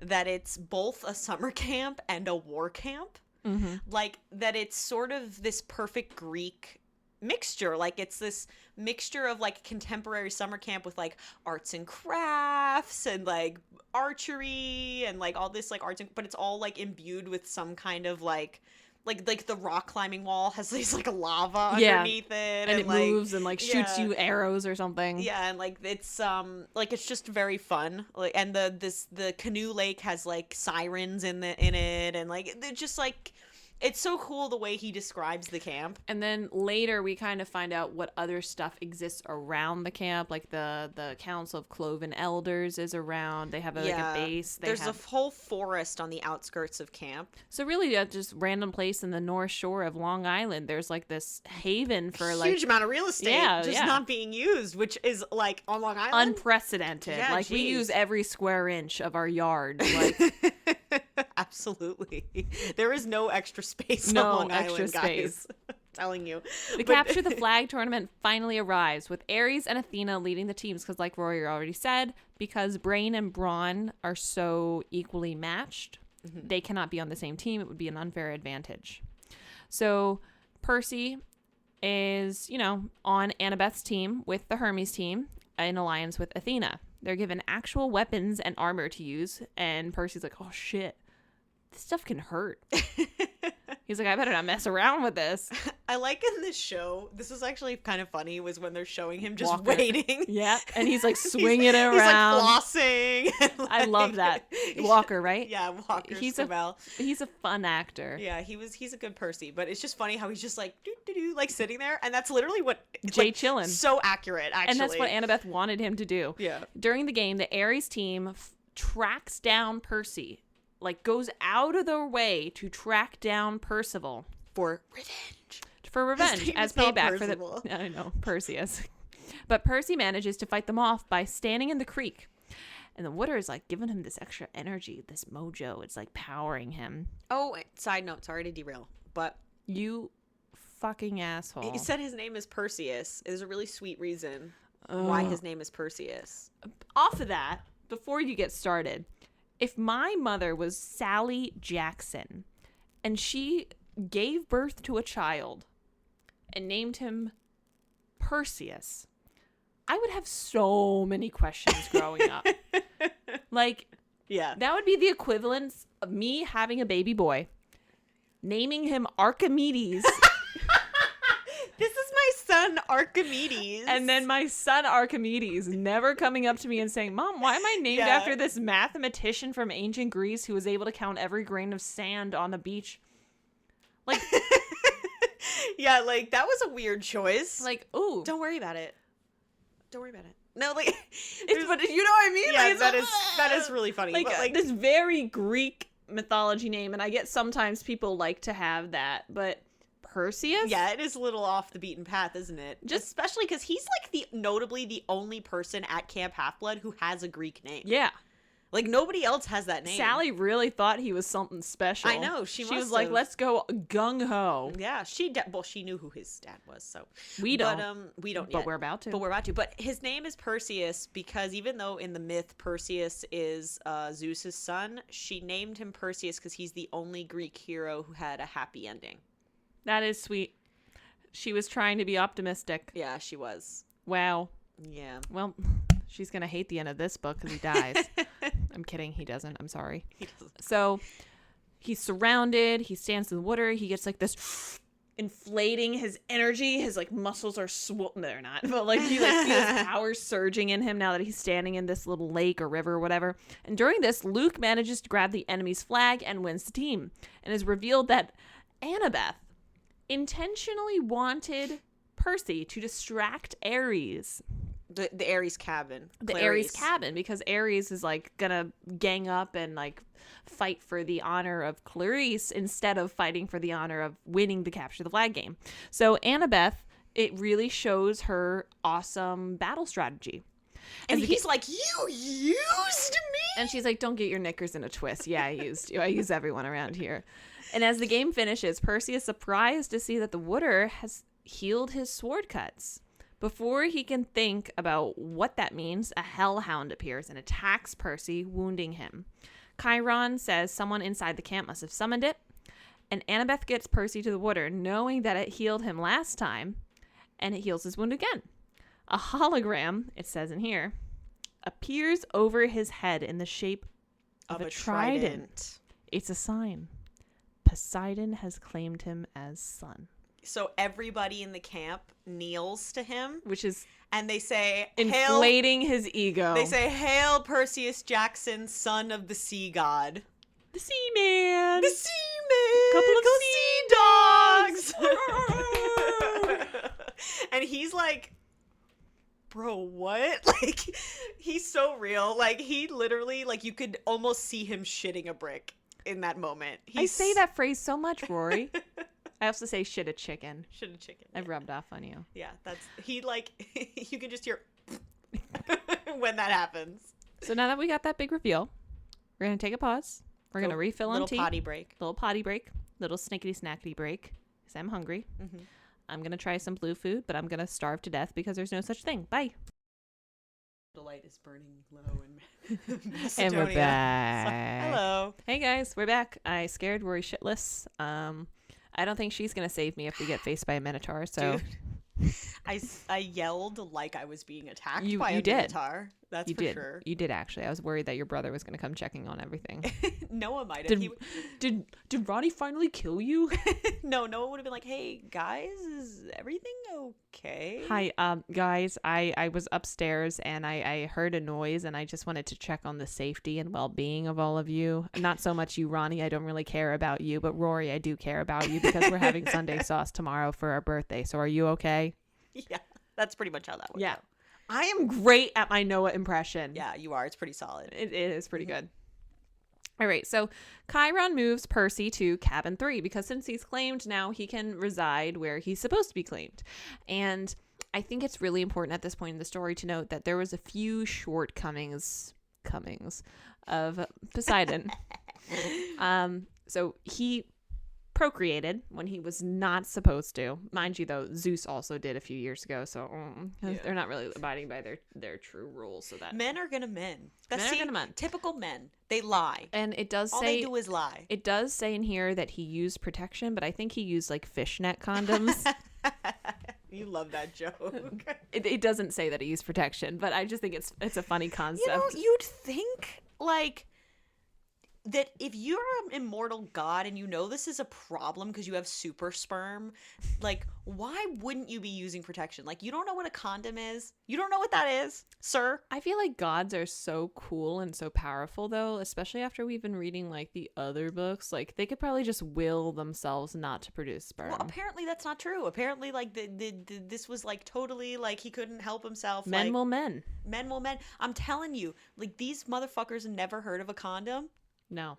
Like, say what you want. They is stupid. Well, condoms go back centuries, right? Like, they used to wrap their penises in, like, leather or something.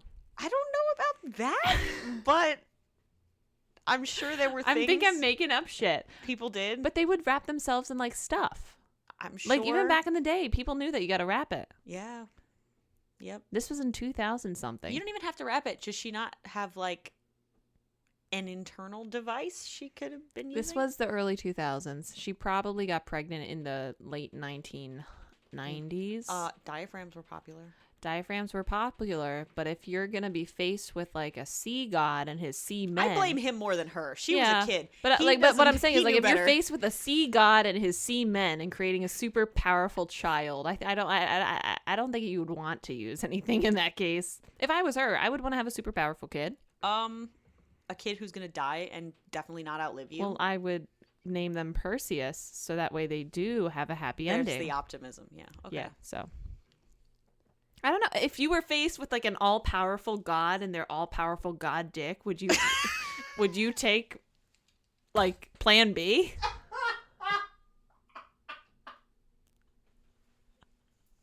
I thought you were going to say, would you take that adulterated? No, would you take the plan B? Probably. That's horrible. But knowing Zeus, like, you know, who knows? And Poseidon. Or Poseidon or whoever. Anyway, I'm so sorry. Moving on. In fairness, Zeus had sex with people, like, as animals. And as wind. Yeah, like, one of the most famous ones was the cows. Yeah. He was a swan or a bull or a gold shower. He would do anything he could to get some. Yeah, he was a dog. He was a fiery nasty man. Dog. And yet he's upset. All men is dogs and all dogs is nasty. You can't let a cat run past me. Sir makes a lot. Said it. I mean, it does apply to the deities. That's him. Anyway, the campers now steer clear of him, both because he is the son of the sea god, which I prefer to call him the sea man, and because monsters are clearly attracted to him. He's like a beacon, so they don't want to associate.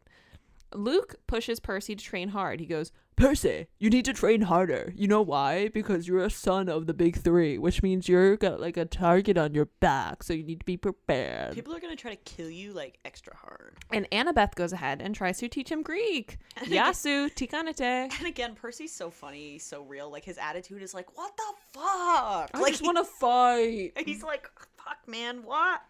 He's like, I didn't do this shit. Like, why am I being punished? He comes home to his cabin one night to see a newspaper clipping about his and his mother's disappearance. Grover wakes Percy up the next morning and takes him to see Mr. D and Chiron. Percy guesses that Poseidon and Zeus have been fighting over something that was stolen based on the weather, Annabeth's information, and some dreams he's been having about it. So he continues to have those weird dreams, but they're not described in detail, but it seems like it's more of the same. Mm-hmm. It's like weird images of, like, yeah, beaches and fighting and a creepy voice. And like the animal kind of representation of Zeus and the animal representation of Poseidon and because Poseidon is horses for some reason. Well, he likes the cloven hooves. Water and horses. Well, that was the myth, right? Yes. Poseidon created that he created horses. Mm-hmm. Yep. So Chiron confirms that Zeus's master lightning bolt was stolen, and Zeus thinks Percy is the one who stole it on Poseidon's orders. Math ain't mathin'. Poseidon has been given until the summer solstice to return it, and there will be war if not returned. So Percy's a nobody, or he was a nobody until one day ago. I'm like... Sir. You Look, think Zeus isn't the brightest bolt. You think he's not the brightest bolt in the sheet? He's not the brightest bolt in the sheet, absolutely. He is not the brightest lightning streak in the sky. Can I just, like, he's an all-powerful god. Can't he just, like, make a new one. Yeah, but it's not about that. It's the principles. We're talking about my principles. And your principles is you're blaming a 12-year-old for you losing your very, very, very special master bolt. Yeah. Well, here's the thing. It's like you're blame. Oh my god. Like, here's the thing. The gods can't fuck with each other directly like that. So it's common, they explain, that the kids of the gods do their dirty work for them all the time.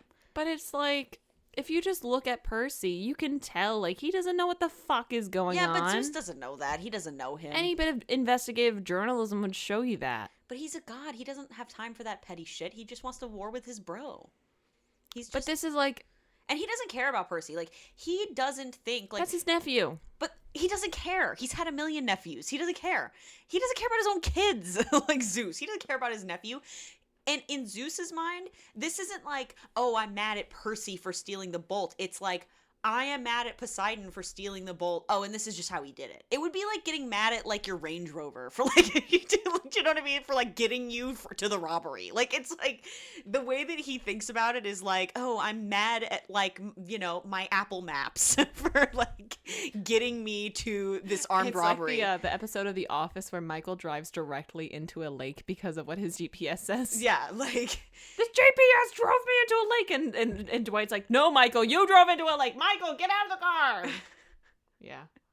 You know, like, he thinks Percy's small potatoes. Like, he doesn't care about that. So, Percy is then sent to the Oracle, and the Oracle is described to be like a hippie. And I really think, like, how this person is described, they remind me a lot of Jenny from Forrest Gump. Sure, that's a good... Yeah, I get that. But the Oracle, for context, though, is, if you've heard from Greek mythology or history, actually, is the Oracle of Delphi, or Delphi. Delphi. And the Oracle of Delphi was historically this fortune-telling woman who, very famous, like, you know, Greek heroes and philosophers, because, you know, in ancient Greece, and, you know, like, myths and legends and real history get kind of intermingled. And she was a real person, like, by all accounts. Yeah. She might have been multiple people. They think, actually, that her sort of visions that she claimed to see were because there were mercury fumes coming from under the temple. That's funny. But anyway... That's a little bit of lore right there. A little bit of history, fun facts that historians and archaeologists think that one of the reasons these women who lived at this temple were oracles and claimed they saw visions was because of mercury fumes. But anyway, nice. The oracle is an entity, but it's hosted by a body. Mm-hmm. And right now the body that is hosting this oracle is a mummy. From the 60s. That's wearing, like, 60s garb, and their hairs and, like, these braids, and it's funny. And she says to him, "You shall go west and face the god who has turned. You shall find what was stolen and see it safely returned. You shall be betrayed by one who calls you friend, and you shall fail to save what matters most. In the end." I love the oracle prophecies. Every book. Really good. And the musical, I liked the tune that they did. That was the ending little bit that I did. In the end. Anyway, after this, Chiron tells him that Hades is the only one who could have stolen the bolt. Wrong. Which means he's the one who did not steal the bolt. We know how every single mystery show book goes. The first person you think is always the last person that it is. Yes. So, but they think it's Hades for some reason. So then Chiron thinks that Hades is the one who's sending all the monsters after Percy, because he's trying to stop this war from happening, because he knows that Percy would try to get the bolt back, I think. Well, what Chiron says here is that all the monsters that have gone after Percy are monsters that respond to Hades. Yeah, they're underworld creatures. Yeah. So we don't know how else, wink, there would be a, wink, underworld or higher, wink, power. Well, we know that Hades is... It isn't wrong, because to get to the end of the book, but it isn't wrong to say that Hades is sending monsters after Percy. That's true. but they think it's for one reason, and it may be for a different reason. It is for a different, yeah. So Percy has to go to the underworld to retrieve it, and the gateway to the underworld is currently in Los Angeles, which is very fitting. It's specifically under a record company. store. It's a record company. Shit. Sony? I think it's like Drop Dead Records or something Something like like that. that. It's really funny. Sony. Which is funny because Death Row Records is like a real record company. He cannot fly since Zeus controls the skies, so he has to travel over land. Grover will come with him as well as Annabeth. They start packing right away. So now this is where we get into the adventure. This is where it gets fun. And this is where it starts to move a bit quicker, too. So just a quick note about the adventure, and then I'll let you get into it, is that what I love, and other people have said this about this book, so I'm not saying anything new, but is that the way that Rick writes, especially the first book, but in general, like all of them, is he's taking a lot from the Odyssey. Mm-hmm. That, like, the show tries Which is being adapted into a movie, by the way. I am so fucking excited because I love the Odyssey. I also love the Iliad. Some love for the Iliad. Underappreciated is the Iliad. But anyway, the Odyssey, it takes a lot from the Odyssey, where the TV show tries to like justify, which would annoy me a little bit. I guess for like a mass audience, I'm like, okay, but I like that what the book was doing in the sense that the TV show tries to justify a little bit more why the kids are encountering these different like creatures and places that they end up encountering. Mm-hmm. Where I really liked in the book that it followed more in the vein of the Odyssey and most Greek myths, where like Greek heroes would just stumble on danger because they're heroes, and they would attract it. And they would attract it, or rather, I think what the Greeks believed was more that these things just existed in our world, and being lost in the vastness of the ocean, like you would just stumble upon creatures that people didn't live with. And so I liked better in the book in some way. And again, I still have my nostalgia bias that they were just kind of stumbling into these different monsters as part of the adventure, because that's just so par for the course for Greek myth. I mean, even Perseus, even if you don't go off the Odyssey, like even in the Perseus myth, like Perseus is flying back with Medusa's head, like when his winged sandals just like do-do-do-do-do, and he sees a hot lady chained to a rock, and it's like, hey, hot lady, why are you chained to a rock? Let me help you out on my way back. Yeah, and she's like, my mother pissed off one of the gods, and so now I'm sacrificed to the sea monster. And he's like, hold up, baby. Avert your eyes. I got this. I got you. And it's just like another adventure on his way back home. Just a random and that's adventure. how he meets Andromeda. So like, I thought it was just more in the spirit of Greek myths to have that be the case, especially in the first book. Oh, absolutely. That's what it seems like it is. So that's very fun. I might sneeze. Go ahead. I said might. Anytime. No C's. All right. Chiron gives Percy and his friends some nectar, ambrosia, food of the gods, to use if they need healing on the trip. Or it seems that Percy could just find a body of natural water and do the same thing.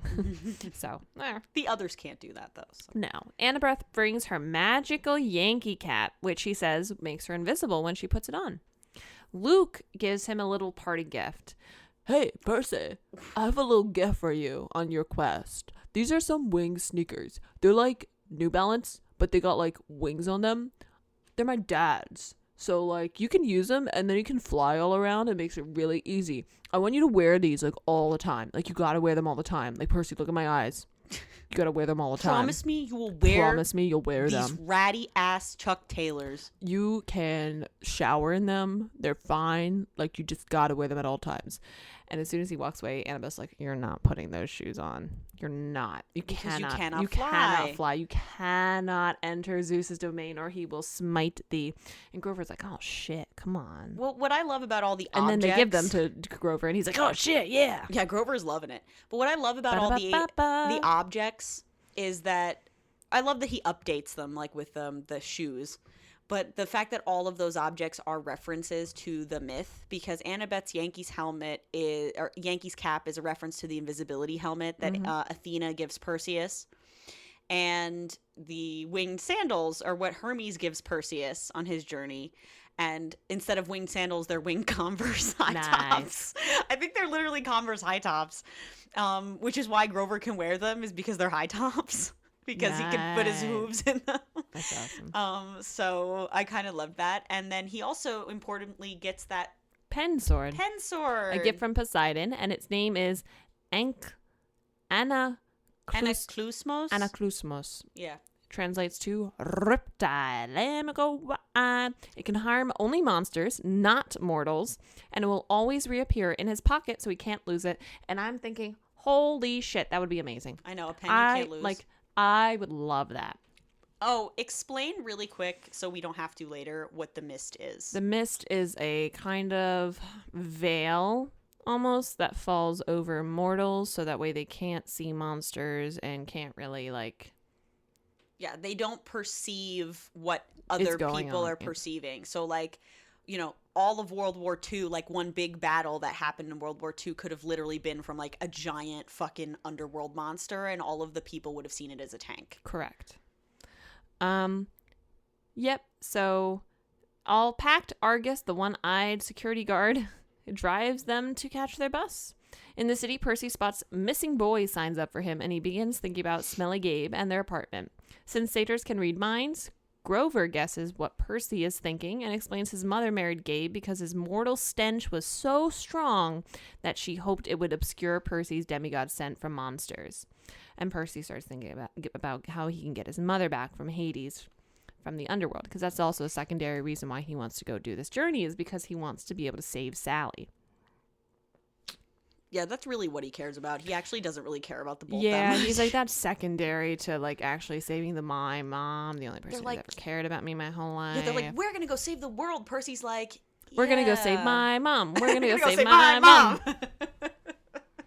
Marching down to the underworld. Yeah. I'm gonna go save Sally. I'm gonna go save Sally. And also get the lightning bolt back, but that's kind of a secondary thing. But that's because you guys care about it. Yeah, not me. Though. They get on the bus and watch three old ladies. Oh, shit. Knitting more socks. Major socks. And Percy noticed that one of them is Mrs. Dodds. Oh, Mrs. Dodds on the bus. Yeah. Three Furies, they're noted to be, are on the bus with them. Percy puts on Annabeth's invisibility cap and sneaks to the front of the bus, but the Furies transform and begin a fight. Percy hits the emergency brake, stops the bus, and then manages to slice the Furies, except Mrs. Dodds, and make them disintegrate. Percy, Annabeth, Grover run away quickly from the bus, leaving all their money, food, and clothes behind. All right. Good shit. Yeah. That was a really good idea, guys. Yeah. Now you have no money. Yeah. Yep. So they make it to a roadside curb shop that sells garden gnomes and various other garden statues. Now, this part of the book is both one of my favorite chapters, but also the worst adaptations in a movie ever. Well, okay. I have a few things to say about this chapter. This chapter is called We Visit the Garden Gnome Emporium. Mm-hmm. So they get there. Indulge me to explain this one chapter because it is a significant chapter for me and my childhood memory. Go ahead. Pop off, queen. I love Clash of the Titans. Unironically. One of my favorite movies. No, the old 80s movie with Harry Hamill. I thought there was a movie. No, there's a very famous movie from the 80s with Laurence Olivier and Harry Hamill, and Maggie Smith is in it from when she was young. Any relation to Mark Hamill? No, Harry Hamill, but same last name, but no relation. Harry Hamill's actually in Mayfair Witches right now, which is an Anne Rice thing, which is actually kind of funny. But anyway, cool. He was gorgeous as a young man. Now he's not.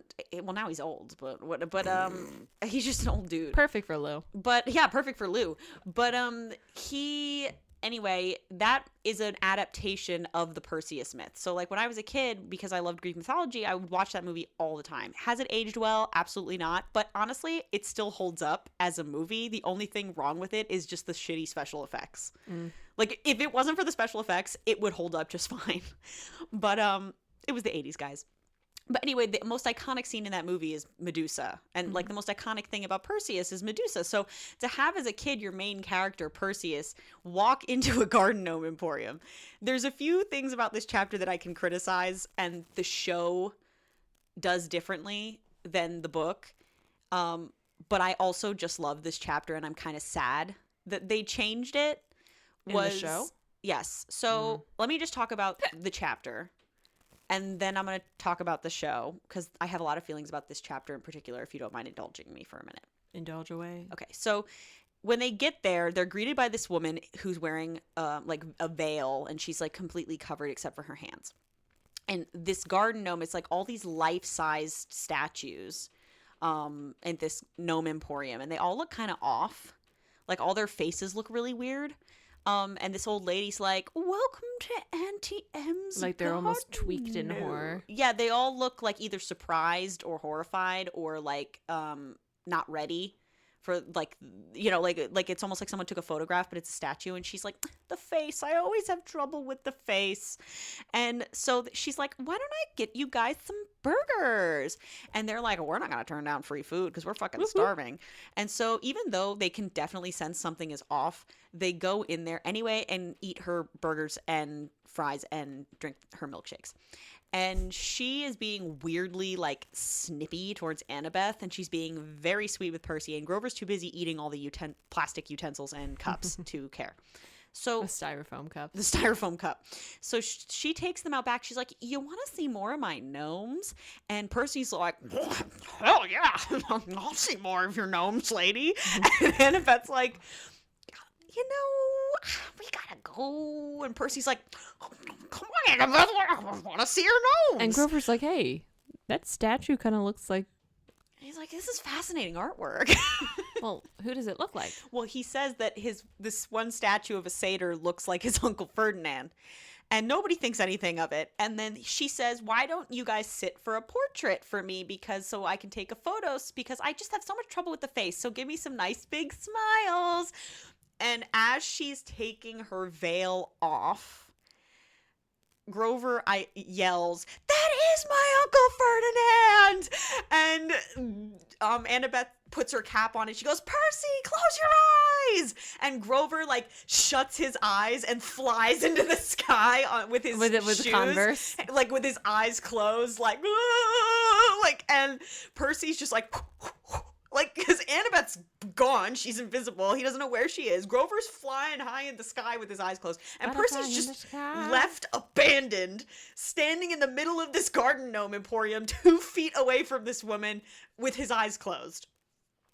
And he realizes that this is Medusa. The Gorgon. The Gorgon. And for those of you who have questions about the monster lore, the monsters do die, but they come back after a certain amount of years. It could be a week, could be decades, but They're they just not always permanently dead. But they're not permanently dead. They always reconstitute. Damn. So she's like, she's like, "Open your eyes, Percy." And she, of course, hates Annabeth because Athena's the one that cursed her. And the Gorgon sisters. And her sisters who are still dead. And so for some reason, I think Grover like dive bombs her a couple times. I remember that. Like a shoo, yeah, shoo. woo, woo, and she's like pissed. Fighter Like, jet. yeah, like, and it's so funny out of context because they're just like fighting this random like older lady, like, and he's like dive bombing her, and he knocks over like a crystal ball, like you know in lawn furniture and stuff that people have like those fancy like balls for some reason on like bird feeders and things, and he like knocks one of the glass balls over, and so Percy's able to look through the glass ball and sees, so he can look at Medusa, because we all know, again, iconically from why I bring up Clash of the Titans is that scene with Medusa in Clash of the Titans is like seared into my memory from childhood, and he uses the mirror on his shield, and in the movie they use his iPod. Ugh. Anyway, we're not talking about the movie. It's just trash. We pretend that doesn't exist. So he sees her and he uses Riptide and he cuts her head off. And hilariously, they put the head in a box and he ships it to Mount Olympus. They basically murder this woman and then they raid her shit. Like, they go through all her drawers. They steal her gold drachmas. They, like, put her head in a box and write Sharpie on it, Mount Olympus Express, and, like, send it to Mount Olympus to basically say fuck you to the gods. And Annabeth's like, they're not gonna like that. And Percy's like, eat me. And he just sends it anyway. Zeus is sending monsters after me. I don't care what he likes right now. Yeah, Zeus can suck my cock, bro. Like, he, like, does not care. Percy does not care. Love him. So anyway, I say all this because in the TV show, and again, I get it's Disney Plus, and they had to change things. But the way that they portrayed Medusa, like in the Greek myth, there are versions of the myth, and the more prevalent one is that she was raped by Poseidon in Athena's temple, and Athena punished her. But the thing about Greek mythology is you can take whatever version because there are multiple versions. Because there's multiple versions. There's a version where it was consensual. Mind you, Greek mythology has been passed down orally for generations, and there is fallacy in memory and oral storytelling, which is why we have so many devolutions of what seems to be the same origination stories. Yes, and the way, I think, like, ironically, it's weird to me that they tried to add this nuance in the show of, like, Medusa being a victim. Like, whether they're implying it was the grape version of the story or the consensual version of the story and she was just manipulated and it's not her fault, that what happened. I'm like, it seems a little bit heavy for a kid's show where you can't even show her head getting cut off because it's on Disney Plus, but you're going to imply this, like, heavy thing and take away some of the tension of the scene. Like, right away in the show they know that this is Medusa's. Like, they clock it immediately, which in some ways is more realistic because I kind of like when they find out in the heat of the moment. I know, like, here's the thing, I'm torn because I get the criticism, like, why wouldn't these kids who know Greek mythology clock right away that this is, like, Medusa's Garden Gnome Emporium? Like, fucking duh, because you as a kid are reading it and you know right away what it is. But I don't know, like, I thought, like, what's so fun about that scene is that is my Uncle Ferdinand! Like, the whole thing. It's comedy. Yeah, and they do it so, like, subdued in the show. Now, the way they do it in the show is clever, where Annabeth puts the cap on her and makes her invisible so they can't see her face, even if they're looking at her, so her eyes can't turn you to stone, which is also smart, so I'll give them that they still did it in a clever way, because that's still very Percy Jackson. Did they ever kill her? They do. But you don't see it because she's invisible. Like, Annabeth sneaks up behind her, puts the cap on her head, turns her invisible, and then Percy cuts her head off. How does he know where her head is, though? He just, I guess, lucky guess. I don't know. He could have been swinging and a missing. Yeah, I don't know. But the way they try to approach it is that she's, like, more of a victim, and they try to portray her a lot more sympathetically, which I understand the impulse to maybe want to do that. But I just don't feel like, at least for me, and again, it could be my nostalgia bias for the book. It could be my nostalgia bias for Clash of the Titans. But I don't know if this was the most appropriate venue to do that. I feel like if you're going to do a Medusa myth, the Medusa myth and how Perseus in the myth defeats her is so iconic. You can't really stray from Right. that. Like, I'm like, I don't know. Like, I just feel like that's such an iconic thing that why would you want to change it? And what gets me is, I get that in recent years there's been this sort of impetus to, like, this impulse for Hollywood to sort of have more nuanced conversations and examine things that were written years ago in a different way. But for something like Percy Jackson, it doesn't need, like, and it didn't, Bridgerton treatment. And also, you know what I mean? Percy Jackson did not age bad. Right. Like, it's just an adventure story. Like, you didn't need to imbue, like, this deeper meaning behind a children's book in that way. Like, the lessons and that sounds silly to say because I say there's always things to take out of a book, of course. And that's not to say that Rick's writing is simple at all, in the sense that he's clearly imparting something. It's simple in that it's digestible, but it's not surface level by any means. No, it's not. But what I mean is, if you wanted to examine Percy Jackson, the important messages you would take out of it, especially for the intended audience, would be much less political, for lack of a better word. Like, I don't think you needed in a Percy Jackson TV show to give it, like, Bridgerton treatment. Do you get what I mean? Like, you look at something like Bridgerton and you read it and it's, like, very white, very 90s, behavior, very masculine, very product of its time, you know, but not only the time, but the audience, you know. And then, like, you see scenes in Bridgerton of, like, characters who are, like, you know, the wealthy privileged elite, like, having a conversation about that privilege and, like, whatever. And it's like, that's a different thing where updating those books for a modern audience and, like, having a show have modern conversations and update the source material makes sense. But for something like Percy Jackson, I'm like, why? Do you get what I mean? Like, I didn't think you needed to, like, imbue Percy Jackson with, like, political commentary. That just felt unnecessary to me. And I get Rick has his own views and, like, what he wants to impart, and he's been great about taking feedback and having more, like, diversity in his later books and, like, all this other stuff. But, you know, again, that's something that's is self-evident. Like, if you want diversity, have diversity. You don't need to examine the victimhood of Medusa. You know what I'm saying? Like, she's a myth who comes in different forms and was a fun villain in a segment of a kid's book. I don't get why that was necessary. So that's my long-winded... Bringing it back to the beginning with my whole thing about the Sally choice, it's interesting how they made this choice to kind of, like, make Medusa's character a little bit deeper and reference that nuanced history of that specific myth, but they didn't take the step to develop the relationship between Sally and Gabe. It's just interesting that they chose to do that with Medusa, but they didn't choose to stick more true to the original material of Sally. Do you know what I mean? Yeah, and I don't know. Like, I just worry that, you know, like, you're there. Maybe I'm projecting, but it's like I worry that they're overthinking it. You know, like, you don't need to do that with her. You know what I'm saying? Like, having a female monster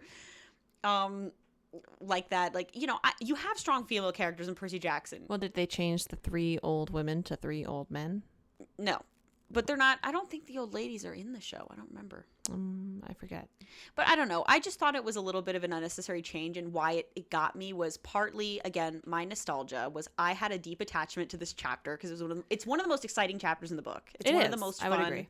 I think that one and the one that we'll talk about later about the Witter Park are the 2 most exciting ones. Yeah, and the Garden Emporium is one of the most iconic, and everybody I read the book with when we were kids, we have, like, a lawn place that's, like, near our house, and everybody would always be like, that's at Auntie M's Garden Emporium. Like, everybody who read the book, which was a lot of people I went to school with in 5th grade when we were all reading the book, like, we all knew that chapter. So, like, I wanted to see it on screen, and they changed much of it. You wanted to see it on screen done right. Right, and of all the things to change, that to me felt like the most egregious. Like, they changed a lot more than I was comfortable with for the show. I still think the show came out fine, ultimately, like, as a package. There are specific things I had issue with, but of all the things you could have changed, that really was the most upsetting to me, was the Garden Gnome Emporium. That and the Underworld, which we'll talk about later. So, sorry. Go ahead. We are actually going to get a pause because it is 12:20 where we're recording, and we've got half a book left to go. Okay. So we will be back in the morning. O-G-O, snap and clap and touch your toes. Raise your hands now, body roll. Internet, we're back to go. H-O-T-T-O-G-O. We are back on podcast show. We love you, Chapel. Hi, Chapel. If you're listening to this. She never would. She's Why? Too cool for our You're too cool for our school. Yeah, she's too cool for us. She's the younger side of Gen Z. She's too cool for us. Way too cool. All right, so we're back. Hey. Hi. How you doing? It's the next day. We've been recording these in segments. Well, because we started recording yesterday at like 10. Yeah. And we didn't stop until 12. Mm-hmm. And then I was like, I'm not going to be all coherent if we go any further. So. All right. Where did we leave off? We left off with them departing Aunt M's. And more specifically, we were talking about your qualms with how they changed the Medusa scene in the show. Right. I think I said my piece on that. Loved that part in the book. Love me some. It's iconic. Yeah, absolutely. Yes, indeed. So that night, Grover explains to Percy what he means when he says he wanted to get his searcher's license. Searchers are satyrs who go in search of Pan. And no, I'm not referring to the dishware. I'm talking about the A pan, like a pan. He's looking for a stainless steel nonstick pan. I would think cast iron, because those are pretty snazzy. But Pan is the god of wild places, and no one has found them, or no one who has gone in search of Pan has returned alive. Or found him. First example, Uncle Ferdinand. Yeah, shit. Ah, damn. Oh, shit. But Grover wants to be the first to succeed. Percy says that the only reason he wants to go to the underworld is to save his mother. He's like, I don't care about this life and death shit. I don't care that we're on the brink of war. I want my mom back. And Grover reads his emotions and says he wants to make his dad proud too. And Percy's like, shit. Fuck. Well, it's like... I do care. It is funny because he cares, but it's more like he just wants to, like, show his dad, like... I can do it. I could do it. Like... You know, but speaking of Pan, though, it just shows you, like, this is why I love Rick Riordan, is that as much as he's writing kids' stories, like, you could tell he's, like, such a cynical, snarky man because the fact that Pan has disappeared. Because of how poor the state of the universe is. Like, literally, the pollution is so bad, Pan has disappeared. He's like, I'm not dealing with this shit. I won't watch my world go to waste. Yeah, like, so sad. And I really appreciated when I read this how Rick was instilling into children the gravity of the environmental climate right now. Yeah, and nobody cared. No one cared. No one cared. Yep. Except nobody Rick. cares still. Oh, Rick. Except for all the celebrities whose houses burned down in California. That's when we care. Now we care because it's those poor celebrities. Oh, poor celebrities. I'm so sorry for that. I am sorry that they lost their houses, but like we should Also, care before it gets to that point. This is a problem that could have been solved 30 years ago. I would venture back further. Yeah. Since the industrialization began in even 30 years ago. 30 years ago, there were people saying that there were ways to prevent exactly what just happened. Yep. So, yeah. Damn. This is what happens when you don't listen to smart people. Exactly. So Percy goes to sleep and has a dream about a cavern with a strange being inside of it, asking him to bring him the bolt. He wakes up to find Grover talking to a lost pink poodle. Because remember, Grover can talk to animals. So I'm just imagining Percy's like...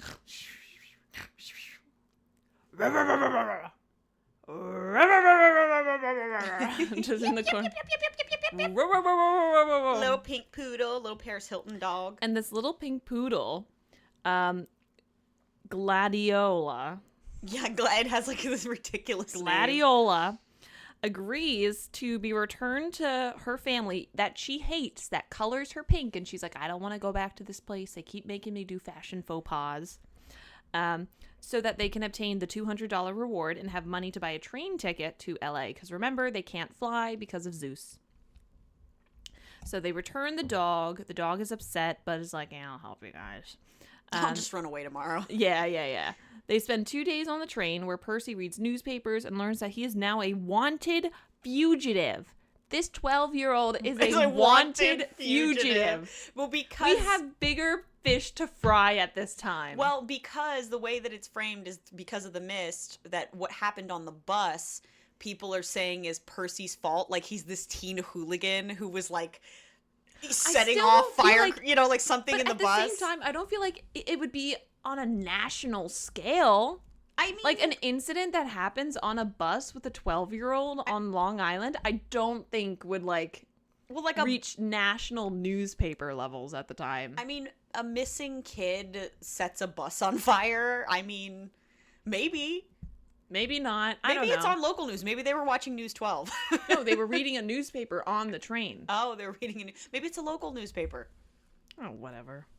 Annabeth tells him about her mortal father, who never wanted her because he was too caught up in his mortal family, which led her to run away at a young age. She also reveals that she wants to be an architect, and that ties in with Athena and how isn't Athena like the goddess of infrastructure or something like that? I don't know, but I think it's a reference to like the Parthenon, that like the Parthenon is like one of the most famous constructions like man has ever created, and it's a temple to Athena. That makes sense. She and Percy have been constantly fighting, a lover's quarrel, if you will. But they agree to cooperate the way Athena and Poseidon did when they made the chariot. chariot. The chariot. The chariot. So we got a little bit of discourse, and I really like how in the musical, and I'm bringing it back to them because I remember the musical because I think it's a really fun musical. I like how it's just like Grover is trying to break them up the entire time, and there's like a cut song from the original run of the musical that's really good. I forget how it goes, but it's like Annabeth has like, it's strange, it's funny when he say things, I get all weird inside. And it's like setting the scene for this, kind of like childhood like banter that, I was like, oh. Well, Percy was like interested in her basically from go. Like he shows up and she's like, there's this pretty blonde girl. She's kind of obnoxious, but like she's cute. But like I like her. Ruined my life. Like yeah. Percy has like a little bit of like and she keeps calling him like seaweed brain, implying that he's dumb. Well, it's a thing in Rick Riordan's books, like especially in the fandom, because I may or may not at one point in my life have had a Percy Jackson fan account. It's a thing. That doesn't surprise me in the slightest. It's a thing in the fandom that like one of the things that we love is the nicknames. Mm-hmm. And even in like other books by Rick Riordan that are like in the Percy Jackson universe, like he still does like the nicknames for the different characters. So for Percy it's Seaweed Brain, and for Annabeth it's Wise Girl, and like for the other characters it's like different things. Yeah. But that was like a big thing in the fandom. So the Godly Trio, we'll call them, or the Gods Group, I don't know, the Godly Trio. They're just hanging out. They make it to St. Louis with the arch, and Annabeth is like, oh my gosh, I love the St. Louis arch, and Percy's like, it's an arch, and she's like, it's a feat of architecture, and he's like, it's a marvel of engineering. He's like, it's an arch. So they go sightseeing at the Gateway Arch before they catch the next train west. They talk about Hades' helm of darkness, which allows him to become the darkness itself, melting into the shadow. A lady and her chihuahua get into the elevator with them to go up the arch, and Percy kind of like sees the dog like lick its lips or like panting, and sees it has a forked tongue. Yeah, something is off here. And this is actually something that was done really, really well in the show.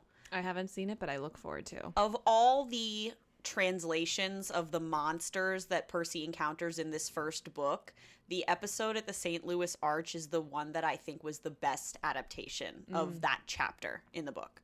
Okay. Well, just saying. That gives me some optimism. Yeah, and it's funny too. Like there's funny stuff. They're trying to like heal him with the water, and they're like flicking water at him in a fountain. They're just like trying to like, nice. And it's just not working. Which the show, like you can tell that Rick had like influence, I wish he would have put his foot down a little more about sticking closer to the source material than they sometimes did, but it was better than the movies, so we can say that. It was better than the movies. So they're at the top of the arch, and they're about to go down the elevator, and everyone gets in the elevator, but for some reason, one extra 12-year-old cannot fit in the freaking elevator. And I'm like, it's 3 children who are traveling together. You really don't want to separate them. I feel like it's weird that Annabeth and Grover weren't like, we'll wait for the next one down. Or like Percy wasn't like, let me just like scooch in and get smushed up against some randos. Mm-hmm. But Annabeth and Grover go back down to the ground. And he's like looking around, and he sees this dog. And it like starts to like inflate. It goes, ruff, ruff, ruff, ruff. And it turns into a chimera. Yes. And the woman with this dog, now chimera, reveals herself to be the mother of monsters, Echidna. Mm-hmm. So he starts to like... What's a chimera, Ronnie? For those who don't know. A lion. It's a mythical being. It's like a combination of a few different things. Yeah, it's like a lion body, and it's got like a tail of a snake, and like some shit like that. And it fire breathes. So this fire breathing chimera is breathing fire and blows a hole in the side of the arch, and Percy tries to attack him with Riptide, but fails miserably. Because he's, a 12-year-old. A child. The sword falls out of the hole in the arch and into the river and does not immediately return to him. And I'm like, doesn't that defy the laws of what Riptide is supposed to do? Well, I think it takes like a second. Do you know what I mean? Like, I think it should be like like in that SNL sketch, like Diet Coke, and it appears in Diet his hand. Coke! It appears in his hand. I feel like that's what it should be, but there are fallacies to the magic system. I also think because maybe the theory is that I've heard is because it falls in the river and it returned to the water. So it thinks that it's still in the possession of a kin of Poseidon. That makes sense, actually. That's what that's some a good people headcanon. have theorized. Echidna is just like staring at him, and she's like, "Jump! You wouldn't, you little wussy! You wouldn't jump to save yourself." Some people say you don't have the balls. So, oh look, he's flying. She's like, if you're truly Poseidon's son, you're gonna survive the fall because that's water. And so Percy, he's like, well, I either die at the hands of a fire-breathing monster and its crazy owner, or I try to jump into the river. But he's doing these like mental gymnastics as he's about to jump because he's like, well, that's not the sea, that's the river. That's like fresh water, not salt water. So I don't know if this is actually going to save me. But he jumps. Which is funny because it was, I think, fresh water that saved him at Camp Half-Blood, wasn't it? I have no clue, but it's just funny that I he's thought it like was a doing creek. he's doing like these mental gymnastics when he's like facing life or death. I'm like, just jump. Yeah, just jump. Oh, look, he's flying. It's like the other guy.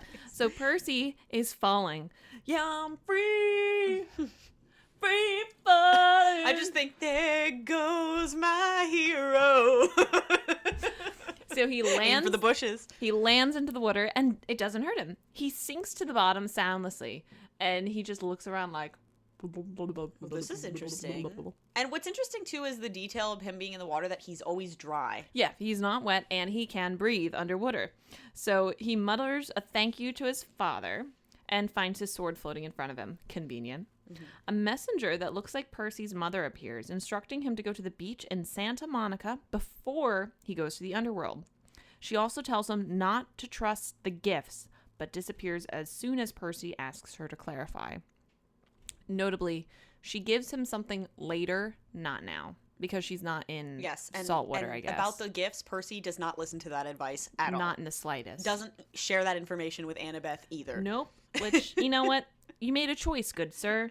And when an omniscient character shows up and tells me not to do something, and I proceed to do something, I can't expect that I'm going to have the best outcome. Well, what I love about Percy's progression in the books is, like, he does things like this in the first book where he does not heed that advice at all, or share it with Annabeth, or quite frankly remember it. Like by the end of the book, he's like, oh yeah, shit, somebody did tell me that. Someone, like, I forget who. But by the end, like by book 5, he's like, that sounds like some ominous shit. I'm going to ask Annabeth what she thinks.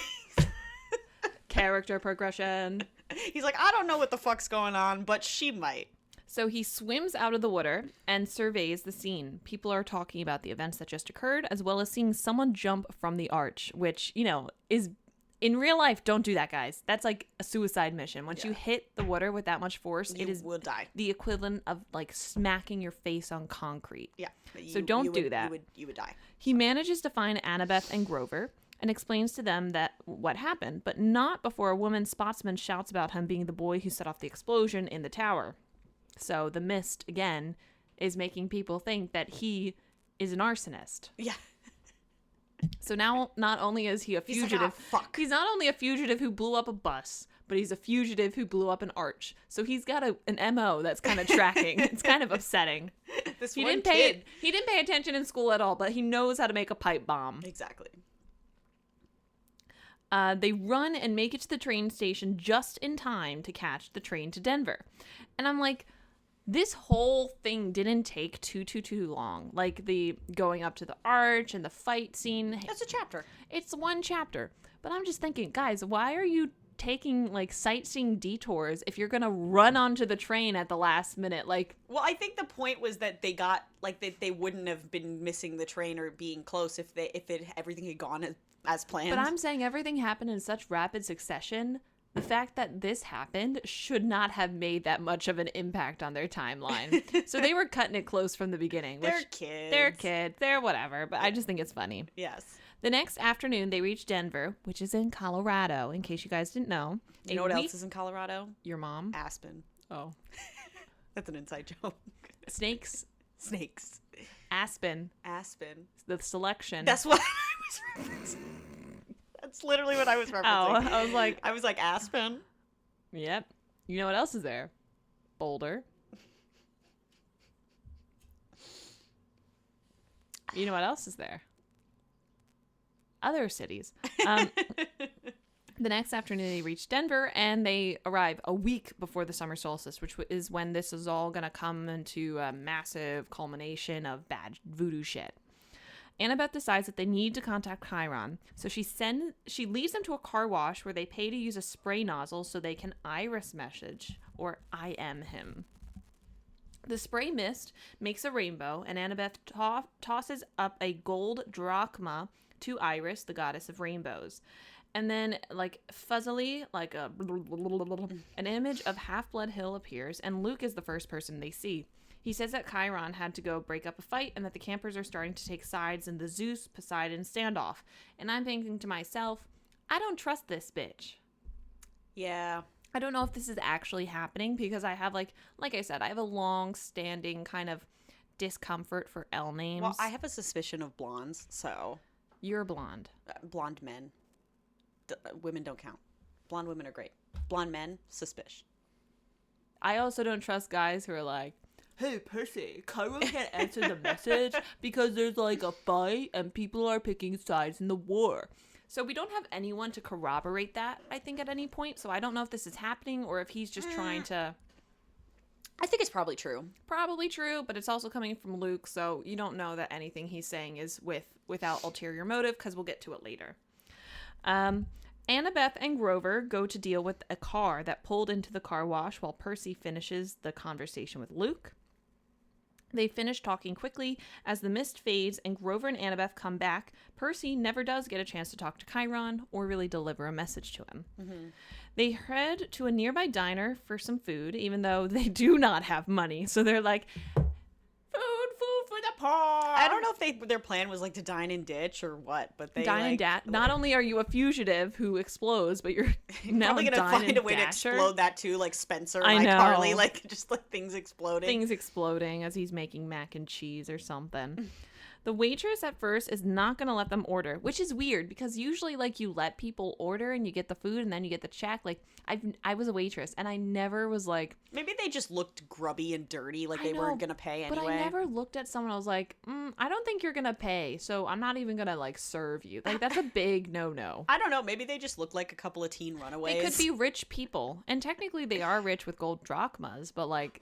They can't pay for their... It's so funny, though, that you're, like, insulted for them, but her suspicion is, in fact, founded. They don't have any money. Her suspicion is founded, but it's not based in anything, like, that would be applicable in real life. Like, if I went up to my manager at the restaurant I used to work at and say, hey, I don't really want to take their order because it doesn't look like they're going to pay, he'd look at me with 4 eyes and he'd say, no, that's not how this works.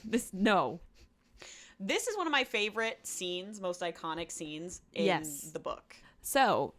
She's at first like, I'm not going to take your order. Like a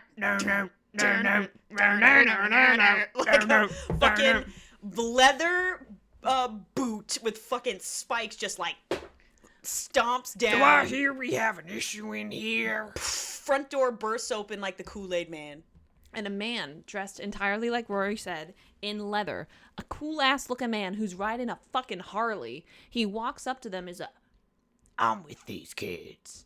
And the waitress is like, okay, I'll take your order. We're gonna have a problem here, man. He sits down with them and says it's on him. Percy quickly comes to the realization that it is Ares, the god of war, Clarice's dad. The gods are not supposed to be interfering with the lives of mortals or with demigods. So automatically I was like, well, something is amiss. Something is wrong here. He should not be here. I get that he came and saved the day and now they get to gorge themselves on hamburgers and milkshakes and french fries. But... whoop, we got an issue. He says he wants Percy and his friends to do him a favor. He left his shield at an abandoned water park nearby while on a date, and he wants them to retrieve it. Dude, you're an all-powerful god of war. Why are you getting 3 12-year-olds? Well, 2 12-year-olds and like a 24-year-old. Well, they show you why later. I don't know why, but like, again, my suspicion was piqued. I say this because I was a 23-year-old reading Percy Jackson at The Lightning Thief, so I was a bit sus. Percy says, like, sir, we already have a quest. But Ares says if they do it, he will tell them something important about his mother. And Percy's like, well, yeah, to twist my leg, why don't you? Like, I gotta do it now. Mm-hmm. Also, notably, Ares is wearing these sunglasses and he like pulls them down and he doesn't have any eyes. Instead, he have like fire in like his eye literal sockets. fire in his eye sockets, which is so cool. I was a little disappointed the show didn't do that. Like, they just gave him normal eyes. Damn. But, so, the show did this scene really, really well. I liked it a lot, except for the eyes. And the show kind of took an interesting direction where at first I was confused why they were doing it. But in the show, he says that Annabeth and Percy have to go alone to the water park and he'll keep Grover as collateral. Weird. Which I kind of get. It's like so that they come back. Also, it's kind of cute though because like you'll find out the water park is like love themed. Yeah, well, what I like about that change actually, as much as like I like the original where Grover goes with them. I think it makes more sense actually as to why Percy and Annabeth end up in the Tunnel of Love ride by themselves. That Grover's just not there. And Third wheeling. the show adds really interesting scene between Grover and Ares that I thought was cool to see Grover a little bit more perceptive, like show you that he is actually older than he looks. Because I feel like Grover in the books is a little bit too Immature. And I get he's a satyr. A sadist? But I like that it shows you he has more knowledge of the gods than either Annabeth or Percy in a sense, because he is a mythical creature where, like, you know, Annabeth and Percy are still half human. They still only have so much exposure to like the other side of the mist, so to speak. So it's okay. But yeah, that was a really, really good scene. So that was actually a good change from the show. It makes sense that you say it. Yeah. So It also I like that. forces the romance. Yes, but okay, but then they kind of do something which I'll talk about in the show at the water park that I'm like, fucking why? But go ahead. Anyway, so as they head to the water park, Grover and Annabeth kind of give them the 411, saying that Ares' girlfriend is Aphrodite, who's the goddess of love. But Aphrodite is either married or like bound to Hephaestus, who's the god of the Blacksmith. ting, ting, ting. Yeah, blacksmith. He's the god of the forge or something like that. Yes, that's the word I was looking for. Hephaestus knows about it and has always tried to embarrass them, which is why they meet in out-of-the-way places like this at like a run-down mortal like water park. The park is abandoned and not in good shape. They head for the Tunnel of Love ride where Ares says he left his shield. They spot the shield in one of the boats surrounded by mirrors so gods could look at themselves because they are vain assholes. As soon as they reach for the shield, traps spring, and they realize that Hephaestus has made this trap to catch his wife and Ares together. Which is a reference to the myth of the gold net. Yes. Yes. So what's also cool is they're like looking around the water park, they're walking, and they're like, blah, blah, blah, blah, and they keep seeing H's everywhere. And when this trap goes off, they realize, oh shit, that's not an H, that's an Ada for Hephaestus. Mm-hmm. And they're mechanical spider. Yeah, well, we're getting to that. Cupid statues begin to weave a net around them, and a video camera pops up, like Caesar Flickerman, like, hello, ladies and gentlemen, welcome Mount Olympus to our ride. Ready to broadcast them to Olympus, and we don't want them to know. We don't want Olympus to know where Percy and Annabeth and Grover are because Zeus is out for Percy. Mm-hmm. So if he gets on this like broadcast, like the Twitch stream or whatever you want to call it, he's live tweeting. They're fucked. Yeah. So an army of wind spiders, wind up spiders, like animatronic spiders, come at them, which scares Annabeth shitless. And we'll take a little sidebar to tell why, because this is a recurring theme in Percy Jackson, is that Annabeth can rationalize her way out of fear for almost anything except for spiders. The myth in this case, and jump in if I'm wrong because I'm a bit rusty on the nuances, but Athena saw this spinster named Arachne. And Athena is the goddess of... Does she have anything to do with weaving? I have no idea, but the point is the gods do this with mortals all the time. So she wanted to challenge a mortal to a spinning competition or like a weaving competition. And believe it or not, the mortal won this case. So she beat Athena. And to punish the mortal, what Athena did was turn her into a spider. So Arachnia arachnid. So now spiders are out for Athena of all descendants, because I think that was the first spider, correct? Yes, she's the first She spider. was the first spider. So all descendants of spiders, any kind. We got Black Widow, we got the brown recluse, we got the jumping. Have it out for Athena's Daddy children. Longlegs. They're like out for Athena's kids. So Annabeth is like freaked the fuck out. They try to fight them off, and Percy realizes the only way to get out is to turn on the ride and follow the water. So Percy thinks as hard as he can. He's like, unleashing his power, if you will, trying to turn on the water to get the ride to go. Yeah. Finally, it works. So he's able to just control water now. Sick. So Percy thinks as hard as he can, the water turns on, and the pool fills up. They ride the current, jumping out before they smash into the gates at the end of the ride. They head out of the theme park with Percy determined to talk to Ares, because this was effectively a suicide mission that he sent him on. Well, we have to mention also what he gets is Ares' shield. That's what Ares Well, left. they did get it. Yeah. I thought I said that. I did not say it. No, sorry. I don't mean to, like, pick, but just so people know what it is they were getting was the shield. Was the shield. I don't know if we did, so I couldn't remember. But the thing is, I love that scene in the book. I thought it was really cool. It was really fun. I was kind of at the edge of my car seat, because I was listening to it in the car. The show does something kind of different. It doesn't have the mechanical spiders.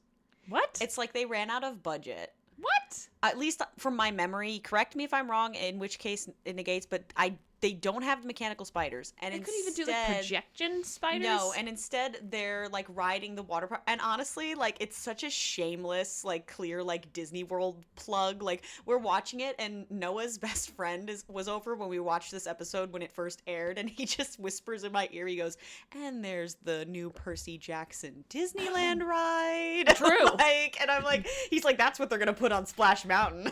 And I'm like, you know, like, that was before, like, the Tiana ride, but, like, I'm like, that's fucking hilarious, because it's so accurate. It looks like such a shameless, like, plug for, like, a Percy Jackson water ride. Mm-hmm. And there's, in the scene, Percy ends up having to, like, sit in this chair and turns into a gold statue, like he has to sacrifice himself, and He's going to sacrifice himself. yeah, and Hephaestus shows up at the water park. Oh, in the flesh, in the TV show? yeah, in the flesh, he's there. And I'm like, Wow. okay, the one gripe I'll have about the show, like, that this is a personal preference, maybe somebody feels differently. I really hate how many gods you meet in the TV show. I think that you meet way too many of them.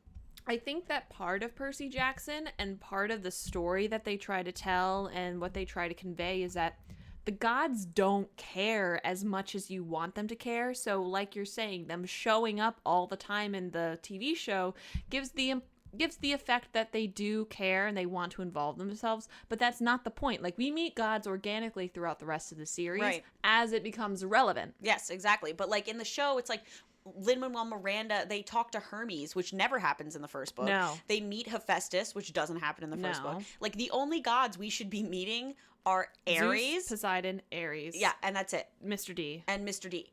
Because the reason why I'm harping on it so much is that it takes that air of, like, superiority away from the gods if they're just around all the time. Exactly. Like, the whole point is that they leave the heroes to their own devices with exception. Like, because that's how the Greek myths are, is Yes. that once in a while the gods will intervene and, like, give you a special, like, helmet, or, like, you know, like, Odysseus give you, like, special, like, powder that'll help you not, like, become cursed and turn into a pig. Like, you know, I felt like it was too much. I was like, we do not need to, like, put all the gods in this show, because it takes away the weight of when you meet them.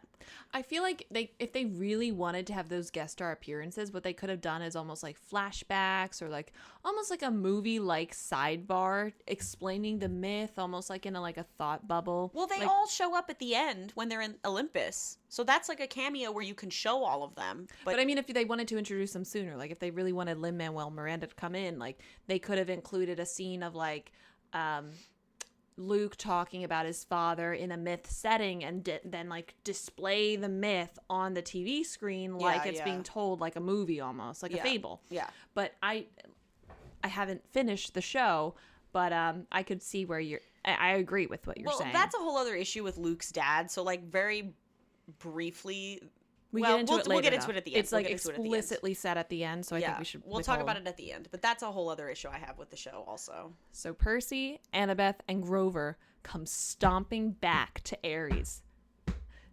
And Ares, as they walk up, soaking wet and pissed. well, not Percy. He's not soaking He's wet, not wet. remember? Annabeth's Everyone else is. And Annabeth's got curly hair, so it's probably like out to the side and everything. And so Ares sees him coming, and he's like, ha, ha, ha, ha, ha. I knew it was a trap, you little fuckers. Have a good time at the water park. He points them to a truck that's transporting circus animals and tells them that this is their ride to Vegas, baby. He also gives them a backpack with new clothes, some money and cash, and drachmas, and some Oreos. Some double stuffed Oreos. Double stuffed. He tells Percy that his mother is not dead, but taken by Hades before she could die, so that way he could keep her as hostage and entice Percy to kind of like come to him. Percy, Annabeth, and Grover board the truck, and they see 3 circus animals trapped in cages, which makes Grover especially angry. They look miserable, and Grover promises them that they will help them in the morning to escape. Annabeth explains why she freaked out at the water park, blah, blah, blah. Percy also realizes who Grover actually is. He is the satyr who tried to rescue Thalia, whatever you want to say. I think it's Thalia, but... Yeah. Who is, like we said at the beginning, the daughter of Zeus, who 17 years ago, Zeus broke his pact with Poseidon and procreated. The other 2 half-bloods who Thalia befriended on the way to camp were Annabeth and Luke. Which is why Annabeth speaks so highly of Luke and looks up to him and kind of has a crush on him. And also why Luke has a scar, right? Yes. Well, no. Luke has a scar from a different thing. We'll talk about it when we talk about his dad. Oh, okay. All right. Grover had been ordered to escort only Thalia to camp, but he could not bear to leave Luke and Annabeth behind. So Grover went out of his way to save more half-bloods, but in doing that, he directly led to the demise of the daughter of Zeus. The daughter of Zeus, which is actually kind of a really big bad thing. But also a good thing at the time, because remember, they didn't want the godly trio or like the big trio to have kids. Mm-hmm. So Grover inadvertently protected the standing of the pact, but he still killed the daughter of Zeus, which is, she wasn't supposed to exist, but you're not supposed to kill her because she's not supposed to exist. Yes, but in fairness, it's kind of implied that she wouldn't have wanted him to save her over the others because she's a warrior. She's Yeah. Come on. He blames himself for failing to protect them and for turning Thalia into a tree. Annabeth denies that he is blameworthy. As Annabeth dies. Can you imagine? She just keels over. Annabeth denies that he is blameworthy, as does Percy, and they commend. Go hard, Ronnie. I can't read. And they commend Grover for his strength and his heart. There's a really... Okay, so this scene happens on the train in the musical, and there's a really sweet song. It's, there's a tree on the hill, on the half-blood hill. I love the melody. It's so sweet. And, like, it gets, like, it builds with crescendo as it kind of, like, and you gotta listen to it. It's, like, it's such a pretty song. I love to sing it. It's really good. I love it. But what I'll take your word for it. Play it for you later. Well, yeah, later. But what I like about this scene in a second, so it's notable that for Grover, he kind of explains to Percy that this is his second chance. Because Percy's another child of the big 3 that Grover is now responsible for again. And he almost lost. And so Grover already almost fucked up. Percy almost didn't get to Half-Blood Hill because of what happened with the Minotaur. So Grover is like fighting for his life to like redeem himself after everything he's botched. Yeah. Shit. And then we have a sweet scene with Annabeth and Percy, which... After Grover falls asleep, Annabeth talks about her father, and Percy can see that she misses him, even though he does not want to go back home. She does not want to go back home and deal with his mortal wife and their kids. Percy wonders what will happen if a war breaks out, and if Athena and Poseidon take sides against each other. Annabeth says she does not know, but no matter what, she will fight beside Percy because he is her friend. And her cousin, but that's a separate thing. It doesn't count in Rick Riordan universe. We're not getting into it right now. You know what? Biology, don't lie. Eventually, they both go to sleep, and Percy dreams about being in the pit again, having a conversation with his servant, a voice Percy almost recognizes. The being recognizes Percy's dream presence and shows him an image of his mother reaching out to him. They wake up, and the truck drivers come back to check on the animals. Grover reports that the lion says that these guys are animal smugglers. Percy is able to speak to the zebra, since horses are The within... zebra? The zebra? The zebra. Since horses are within Poseidon's domain, and it asks him to open the cage and set them free. I think it's really cool that, like, Percy can talk to all relations of horses. All horses and horse-adjacent animals. So, like, really anything with hooves. Yeah, that's so funny. So that means he could probably talk to donkeys and mules. Maybe. Especially mules, because aren't mules a sterile cross between a horse and a donkey? I don't know. Yeah, I think That's how it so. is in Minecraft. Yeah, so, yeah, sure. Minecraft genetics So trumps. maybe. Yeah, maybe. Yeah.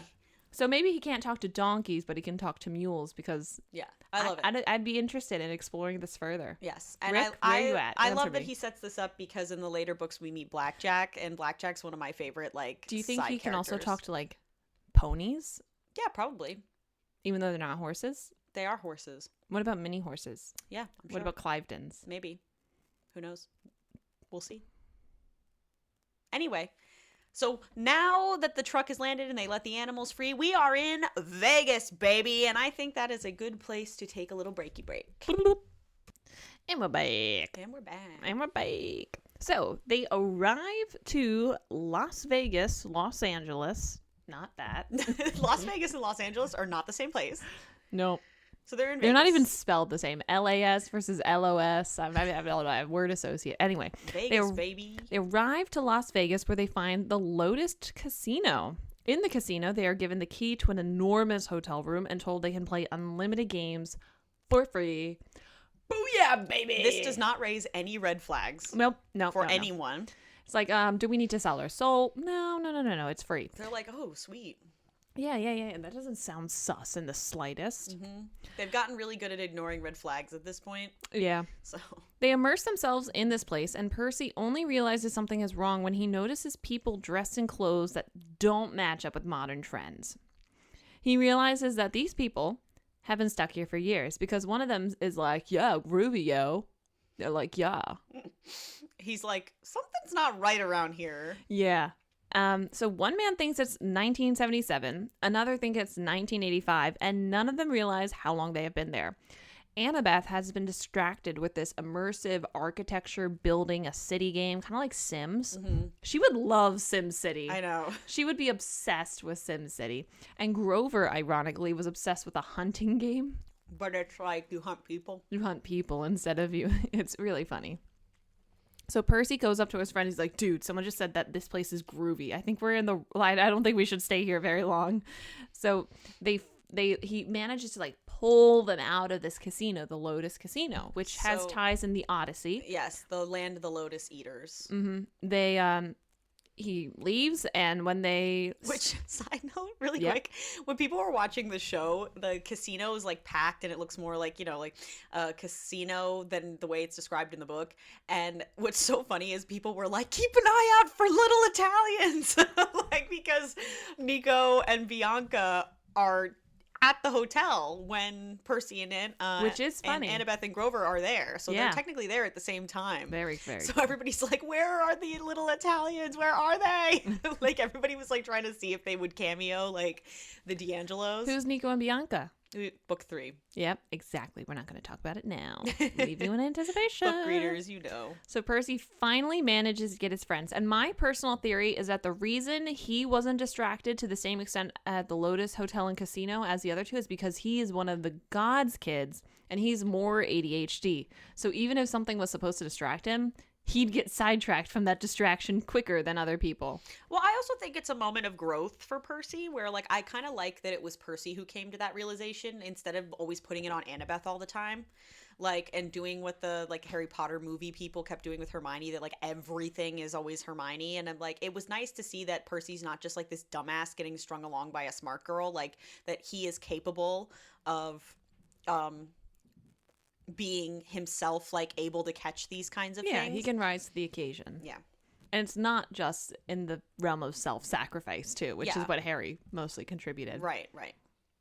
So when they finally get outside, when he drags his friends away, they realize they have been inside the casino for 5 days, which is a big, big, big, big issue because they only had a week until the summer solstice. So now they have 2, mind you, not 1, 2 days to figure out where the lightning bolt is. And they have so And many get it places. back to New York. And get it back to New York, which is going to be like a shit show. So once Percy and his friends leave the casino, they get a taxi and request it to take them to Santa Monica Pier in Los Angeles.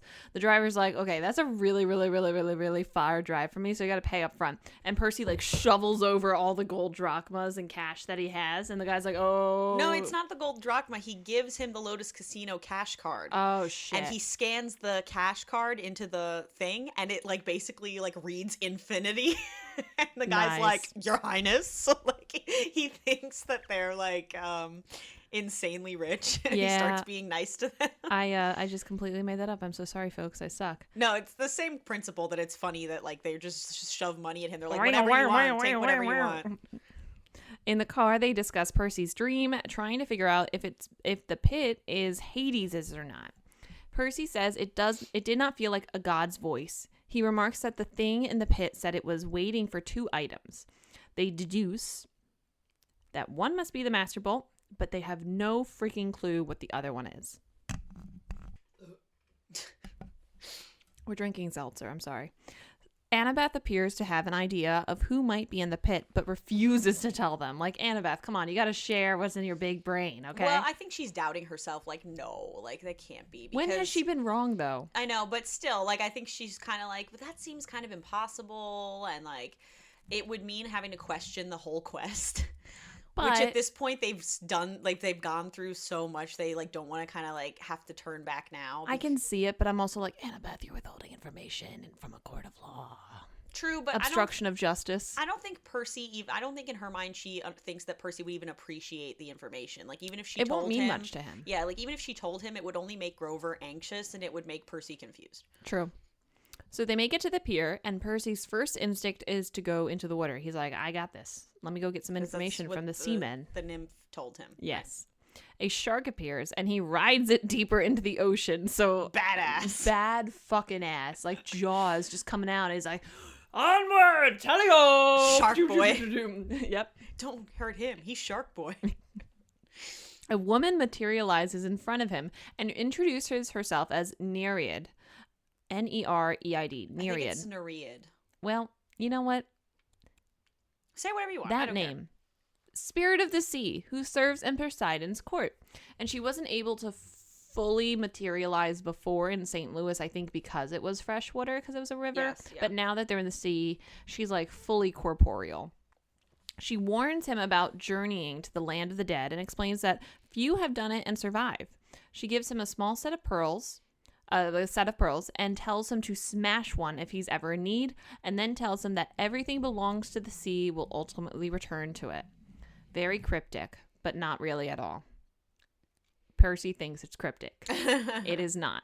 Smash it, you go back to I the think sea. it's funny that she only gives him 3, and I this becomes know. an issue later. Like, why? Why only 3? We needed 4. Like- and you knew that. And you knew we that, knew that. right? Poseidon knows that. Yeah, exactly. So is he making his son choose between his friends that he just made, And who his is fucking like, mom? and his mother? Yeah, like Poseidon, what the hell? that feels like and you know, I love this series, and there's very few like actual like flaws or like plot holes, but that's one where I'm like, why didn't you just give him more pearls? Come And, on. like, So next they head to Hollywood to look for the underworld address slip they had taken from the Garden Gnome Emporium, which was that Death Records place. They are approached by a gang of kids up to no good, and Percy's like, "Oh, I got this. I went to Yancey Academy. I've been kicked out of like 4 schools. I got this. I got this little squabble of delinquents." yeah. So Percy I've tries seen West Side Story. Percy tries to fight them off with Riptide, and he goes swing, and it goes like Through them. It doesn't do anything because remember, Riptide doesn't hurt mortals. It only gets monsters, gods, and demigods, right? Yes. Demigods can be killed by both mortal weapons and immortal weapons. Yeah, so they're kind of like shit out of luck. But the kids, I think, perceive it as like a baseball bat or something that he's wielding. They don't see a sword. Like, they see something else. So not only is Percy a wanted fugitive for blowing up a bus, blowing up the St. Louis Ark, not only did he like almost try to dine and dash, but he's assaulting kids in Hollywood with a freaking baseball and bat. he set animals loose in a city. Yeah, like this guy is just racking up charges. Like this is like looking like juvie. Yeah. To escape them, they duck into this place called Krusty's Waterbed Bed Place. Emporium, the waterbed place. So can I just say, this is the most underrated part of the book. I love this part of the book, and nobody has adapted this part of the book, and it pisses me off to this day because it's In the show they didn't? I don't think they did. I'm almost positive they didn't. Again, I could be wrong. I haven't rewatched the show in like a really long time, so maybe they did, but from my knowledge, they did not, which is so sad because I love this part of the book. It's such a cool like reference segment. Like, Can I get on a high horse real quick? Yes. So if you're taking the time, the effort, the energy, the money, the set, the people, the everything to adapt a really well-known book series or movie series, I feel like you need to do everything you can to stay true to the source material. Mm-hmm. You need to. Because these aren't long books. These aren't difficult books to adapt. Like, it's a waterbed emporium. It would have taken like a few days, maybe a week of shooting in this place because it's only Krusty, Annabeth, Grover, and Percy. Yeah. Well, a waterbed emporium can be fabricated. You just need to get a mattress firm and replace Krusty's on the front. Maybe it was a little too gruesome for Disney Plus. Maybe it was a little too gruesome, but I am like, as we've established in the beginning of this pod, I'm a huge Harry Potter fan. And Harry Potter is going to be adapted by HBO.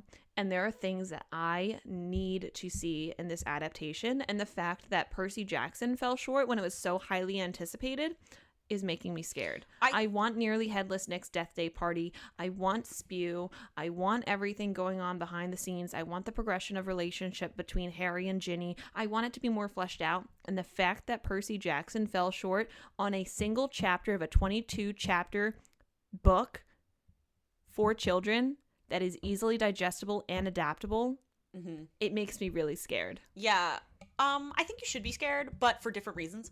I am scared for a number of reasons. Well, I think Percy Jackson's restricted a lot by the fact that it's on Disney Plus, which is so weird because kids read this book. Can you believe that freaking ACOTAR almost got a Hulu adaptation, and Hulu is owned by Disney Plus, or they're like so they almost had to cut out all the sex, which is literally and like, that's why it flopped. The only one reason of the reasons that the fucking, that would be like making an adaptation of Outlander and not being able to have violent swords, like sex and violence in it. Yeah, like, replace the swords with like balloons. Yeah, or like Game of Thrones, like we got to take all of the violence out of it. Like, that's weird.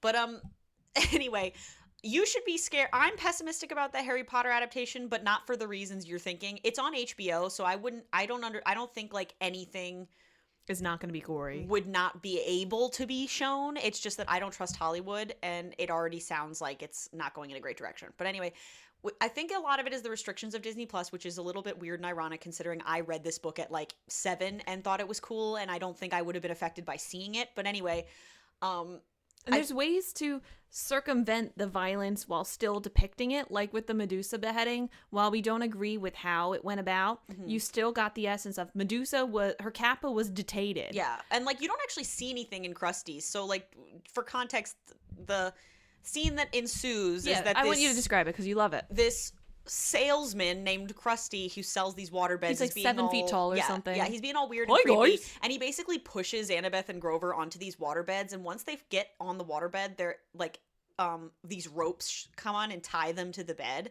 And he is I forget what his full Greek name is because it's long. Procrustes. Or the giant in Greek mythology who had tried to kill the hero Theseus in a similar way. Yes, where he put you on the bed, and you either, if you don't fit the bed because they're all the same size, the ropes will try to stretch you and then break you in half if you don't fit. And then people who are too long for the bed, they just lob off the limbs. He lops off the end. So like, Percy gets them out of the situation. Actually, once again, it's Percy using his He wits. realizes it's Procrustes, yeah. Yeah, like he uses his wits and he basically tricks him into getting in one of the waterbeds himself, and the waterbed ties him up, and then he frees Annabeth and Grover. It's a fun little adventure. And then he slices him with Riptide for good measure. Yes, it's a fun little like side piece. I loved it. But again, it shows that Percy is starting to adapt to the world around him and is being a lot more cautious about the presence of these Greek like villains. Yeah, well, and also that Percy's gift is his mouth. You know, like that he might not be as smart as Annabeth, but he's pretty coy. But he's And why with as far as the adaptation goes, I don't think it's just the Disney Plus thing in terms of like just content, like the restriction, the age restriction. But I also think that part of it was probably like that Disney Plus, because Percy Jackson had already flopped in the past. It seems silly to think that the executives would think it's a gamble, but it kind of is. And no, it's not. Well, it could be because you have child actors, you have like limited amount of time to shoot because of that. So I think really they were given such a large budget. I think what probably happened was they were told they had a limited number of episodes and they just had to make fit what fit in the episode. But I think that's bullshit. I agree. If a studio is going to buy the rights to a series like Percy Jackson, a short book, I get that like adapting the book to the movie has nuances. You have to flush it out. You have to create the sets. You have to create the script. You have to blah, blah, blah. But my point is, if you're going to buy something like Percy Jackson that has a cult-like following, you need to be prepared to stand behind your choices, justify why you cut stuff out, and be ready for discourse because you cut stuff out. Yeah, absolutely. And you shouldn't cut stuff out, is my point. My favorite example, which I think goes underappreciated, is funny. I praise Outlander all the time because I just think it's perfect. But like something like Outlander, the first season has 16 episodes because they wanted to adapt those books. And the first 2 seasons especially, and most of like later seasons they had to change some things, but in general it is a very incredibly accurate, loving, great book adaptation. And I'm just upset that you don't have that same appreciation for what was historically a child medium. Yes. It's like, if you're going to commit, I've said this before. Commit or you must acquit. Yeah, commit. I mean, commit to making an adaptation. Like, and people say, well, it's an adaptation, blah, blah, blah. I'm like, I get you have to change things to make it work visually. But you don't need to cut out entire scenes that develop the character of the characters we're following, because this scene shows again that Percy is smarter than we have made him out to be. He's becoming aware. He's getting to know the lay of the land and how to play the game. Annabeth isn't able to save him, and it just undermines his character, I feel. Yeah, like even Interview with the Vampire, the showrunners have talked about how like even if they don't do something directly from the book, there's always a one-on-one equivalent. Yes. Which shows that they care about the books, and ultimately they still follow the broad strokes of what happens in the book. And I'm not saying that the showrunners and Rick Riordan did not care about the book or the adaptation because they cut out the scene, but it's just, if you have the whole draw of the Percy Jackson series is those isolated myths, yes, those isolated kind of like Odyssey-like moments where you're going from this place to this place, facing this monster and this monster, and there's maybe like 6 of them. If you cut out one, that's cutting out a big chunk of it. Yeah, exactly. I agree. Like, you know what you bought. You know what you bought. You bought a book that has a strong cult following. Yeah, like, why do you not have confidence that the audience is going to enjoy what they enjoyed the first time? And even if there was an 8-episode constraint, it's Disney fucking Plus. You can make a 9th episode. Yeah, why? What's with the... Again, Outlander has 16 episodes on Starz the first season. 16! And That's each of them are 50 minutes long. Yes, that is a Percy Jackson might not need that. No, but that's what my point is that's what Outlander needed. The studio for Outlander, they met the requirements of the book. Yes. What happened with the Percy Jackson adaptation is they took the book and had to meet the expectations of the studio. Yes, that's what I'm saying. Which is the wrong way to go about it. That's what I'm saying. Especially for a true adaptation. Like I think they broke up Lord of the Rings into massive long movies to be true to the adaptation. Yeah, exactly. Like with extended director's cuts that had the extra stuff that was cut out of the original and the traditional, not the standard version. Yeah, exactly. And I'm fully convinced if something like Outlander, if Outlander had needed 17 episodes, it would have been it would have been 17 episodes. So that's how you should approach, like you're saying, a book adaptation. And it's unfortunate that Disney didn't have enough confidence in the series to give them more free reign, because it's not trusting the audience that you're making it for, which kind of feels a bit slimy. Yeah, 100%. It feels like they're trying to be a little trendy instead of like doing the book that they bought. Yeah. Like what we said, they've made some interesting changes. Some of them are inconsequential. Some of them kind of alter our perspective of characters. That's besides the point, but I just wanted to get that off my chest because with the pending Harry Potter adaptation, because Harry Potter is my Percy Jackson, I'm nervous that those things that we've been looking for and we're lacking in the movies is going to be also missed. And that's really upsetting to me. Yeah. If this is the trajectory of the adaptation of the child-focused books, we're fucked. Yeah. And being fair, like I want the scene at the end of Philosopher's Stone or like Sorcerer's Stone where Hermione and Harry are then in the potions room and Hermione has to do the mental math and the arithmetic and she gives them the whole quote where he's like, "You're so smart, Hermione, you're amazing," and she's like, "Books and cleverness, there are more important things, friendship and bravery." Mm-hmm. Like that gives so much more to Hermione's character and telling us that she may be smart but she envies Harry.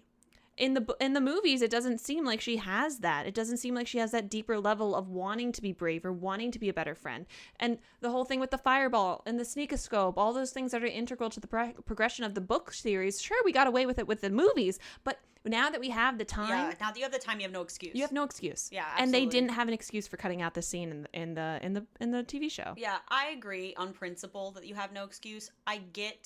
I understand there are politics and semantics, but yeah, that's my point, is that if you were gonna cut anything, like cutting out the poodle, cutting out Krusty are probably what I would have chosen to cut also of all the things that happen in this book.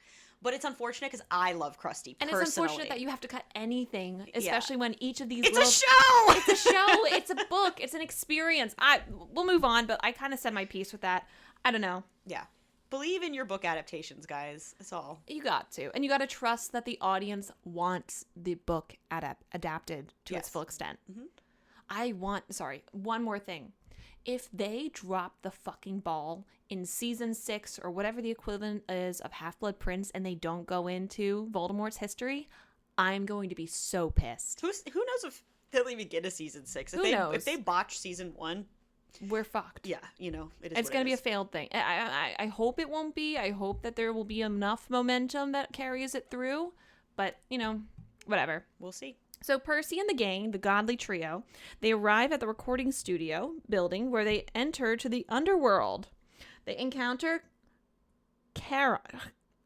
Charon. Karen. Yeah, it's pronounced Karen, but it's spelled C-A... It looks like Chiron. Chiron. But that's a point where he gets annoyed because people say Chiron. He's like, it's Karen. That's funny. It's Karen. Yeah, it's Karen. You could say Charon if you want. Oh, I mean more like a Karen, like a. I know. Karen. I know, but the ferryman to the underworld, sitting at the security guard's desk. They ask to go to the underworld and try to pretend they are dead, but he does not fall for it long. Yeah, I love that he is this twink who wears Italian suits. It's another missed opportunity. He looks like a great doorman. Another missed opportunity in the show. Percy offers him a lot of drachmas to allow them through, saying Karen deserves more pay for his good work. And again, that shows how good Percy is with verbal gymnastics. Mm-hmm. He finally agrees, and they head off down the elevator, which transforms to a boat across the River Styx. Annabeth explains how the underworld works. The fields of torture, the asphodel fields for the average person, and the fields of Elysium. Fuck that. For the especially good lives. The references to From Blood and Ash, Elysium. It's stupid, it's bad, not clever, not original. That's next season. Karen takes them all the way to Cerberus, the 3-headed dog who guards the entrance to the underworld. They are unsure of how to get past him, but Annabeth begins to treat him like a regular dog, offering a red rubber ball, and he obeys her. Annabeth does obedience school, I think is that chapter.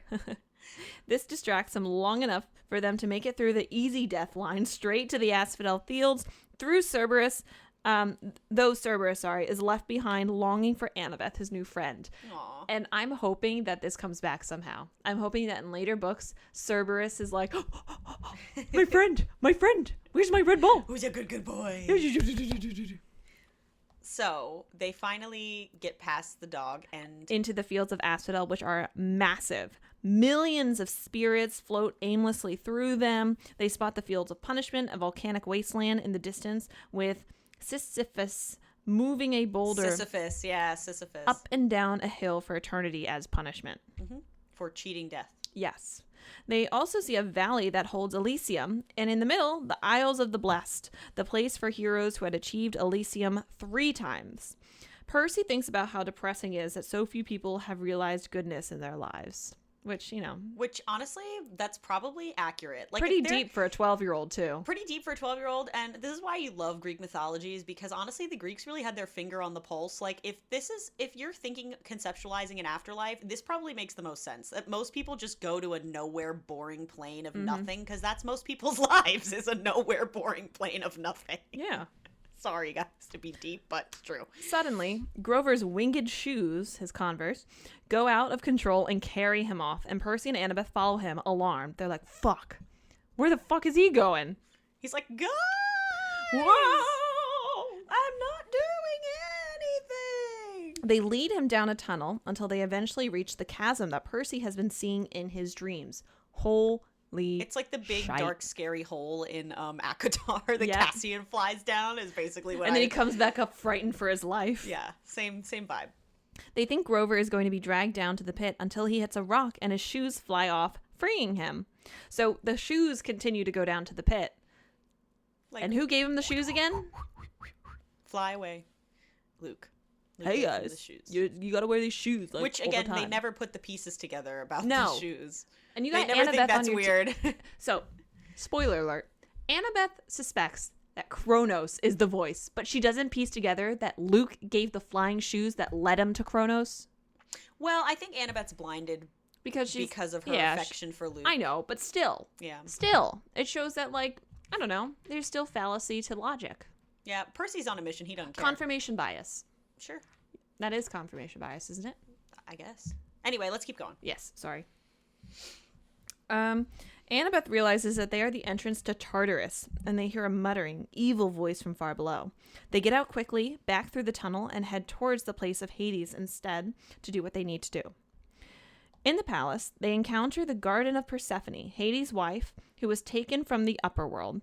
If you're curious about the myth of Persephone, I recommend looking up The Goddess of Spring on Disney Plus. It's like a cute little animated story from the 1960s or earlier, I think it is. It's really bad animation. And if you that's guys good. like smutty books about There's Persephone, too many adaptations of Hades Persephone. I recommend Receiver of Many. I also recommend A Touch of Darkness and Neon Gods. Katie Robert and Scarlett St. Clair.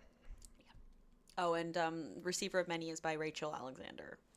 The guards let them into the palace. Why? Don't know. And Percy gets his first glimpse of Hades, the first god he has seen who appears godlike. So can I talk about this? Go ahead. Take over for right now. This, of all the scenes, that was the biggest disappointment to me in the show. Oh. Broke my heart.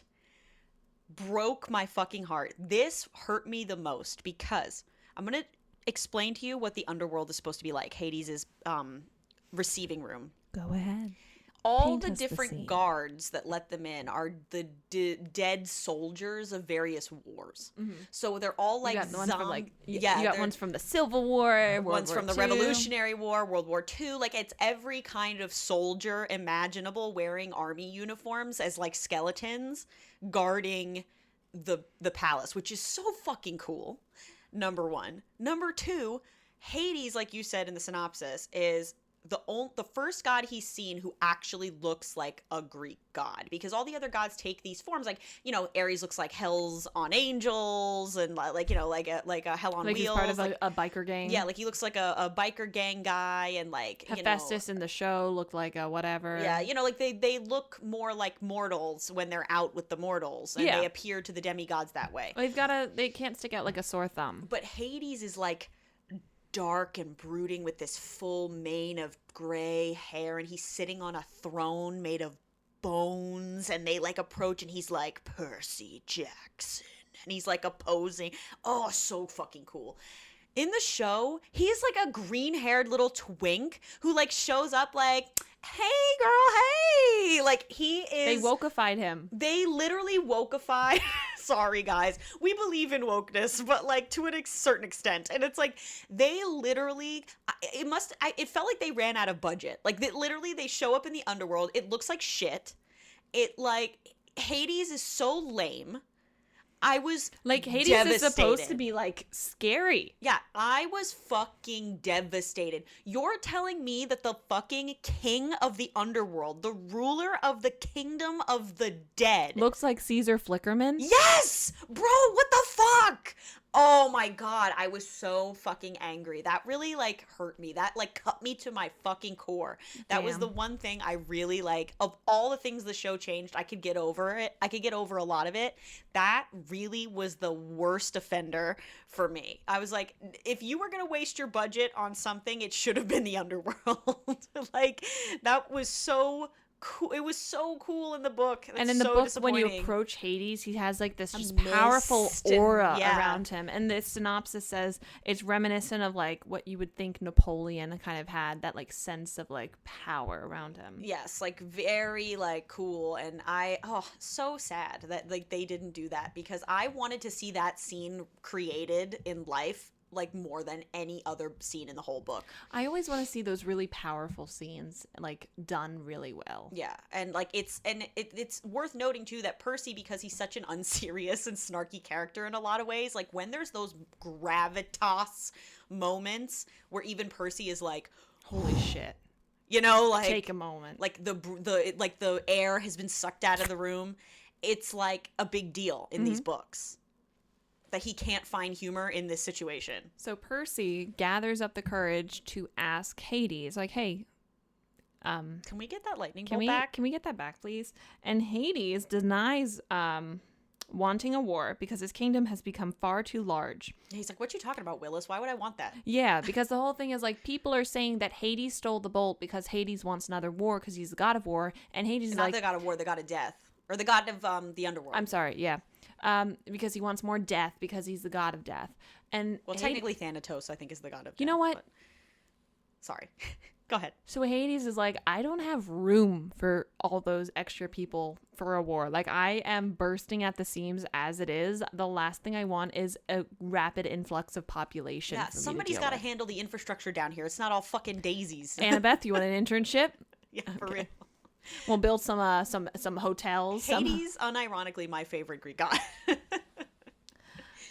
And he denies stealing the Master Bolt. Hades accuses Percy of being the thief on the winter solstice, taking both the bolt and the Helm of Darkness. Remember that Helm of Darkness that I mentioned before? That's missing too. So those are the two artifacts that are missing that we didn't know about the second one. Now that we know that Hades' Helm of Darkness was also stolen, we're kind of like, oh shit, like it's probably not Hades who stole the bolt. It's probably someone else who's stealing both of those things to pit everyone against each other. He tells Percy to return the helm now or he will stop death, opening the gates of the underworld to allow the dead to pour back to Earth and make it a nightmare. So he's literally threatening an undead army to get this Helm of Darkness back. Maybe that's what caused COVID. Percy's like, no, I deny all of this. But Hades tells him to open his backpack. And Percy realizes that the Master Bolt is in there, though he does not understand how. Now, folks, if we recall, who gave him the backpack? Ares. So, something fishy this way comes, and it's not Percy. Dude, the way Percy shits himself, like he literally is like, he's like, it's in your backpack, and Percy's like, it's not. And he like suddenly feels the backpack is weirdly heavier, and he's like, oh, fuck. He's like, no. So Hades is like, give me the bolt and the helm, and shows Percy his mother frozen in a shower of gold. Percy remembers the 3 pearls in his pocket from the Nereid, but Hades says that each will save only one person, so either one of them or his mother must be left behind.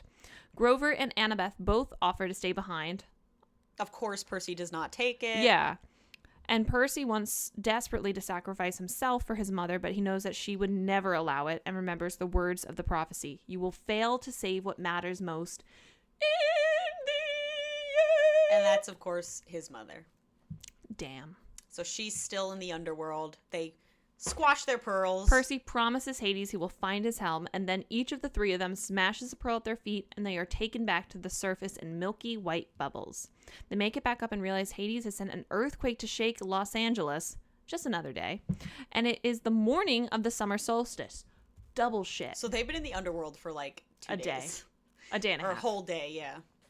And it is the morning of the summer solstice. Percy only has 2 thoughts in his mind. 1, making it to Olympus to return Zeus's bolt. And 2, having a conversation with the god who tricked him.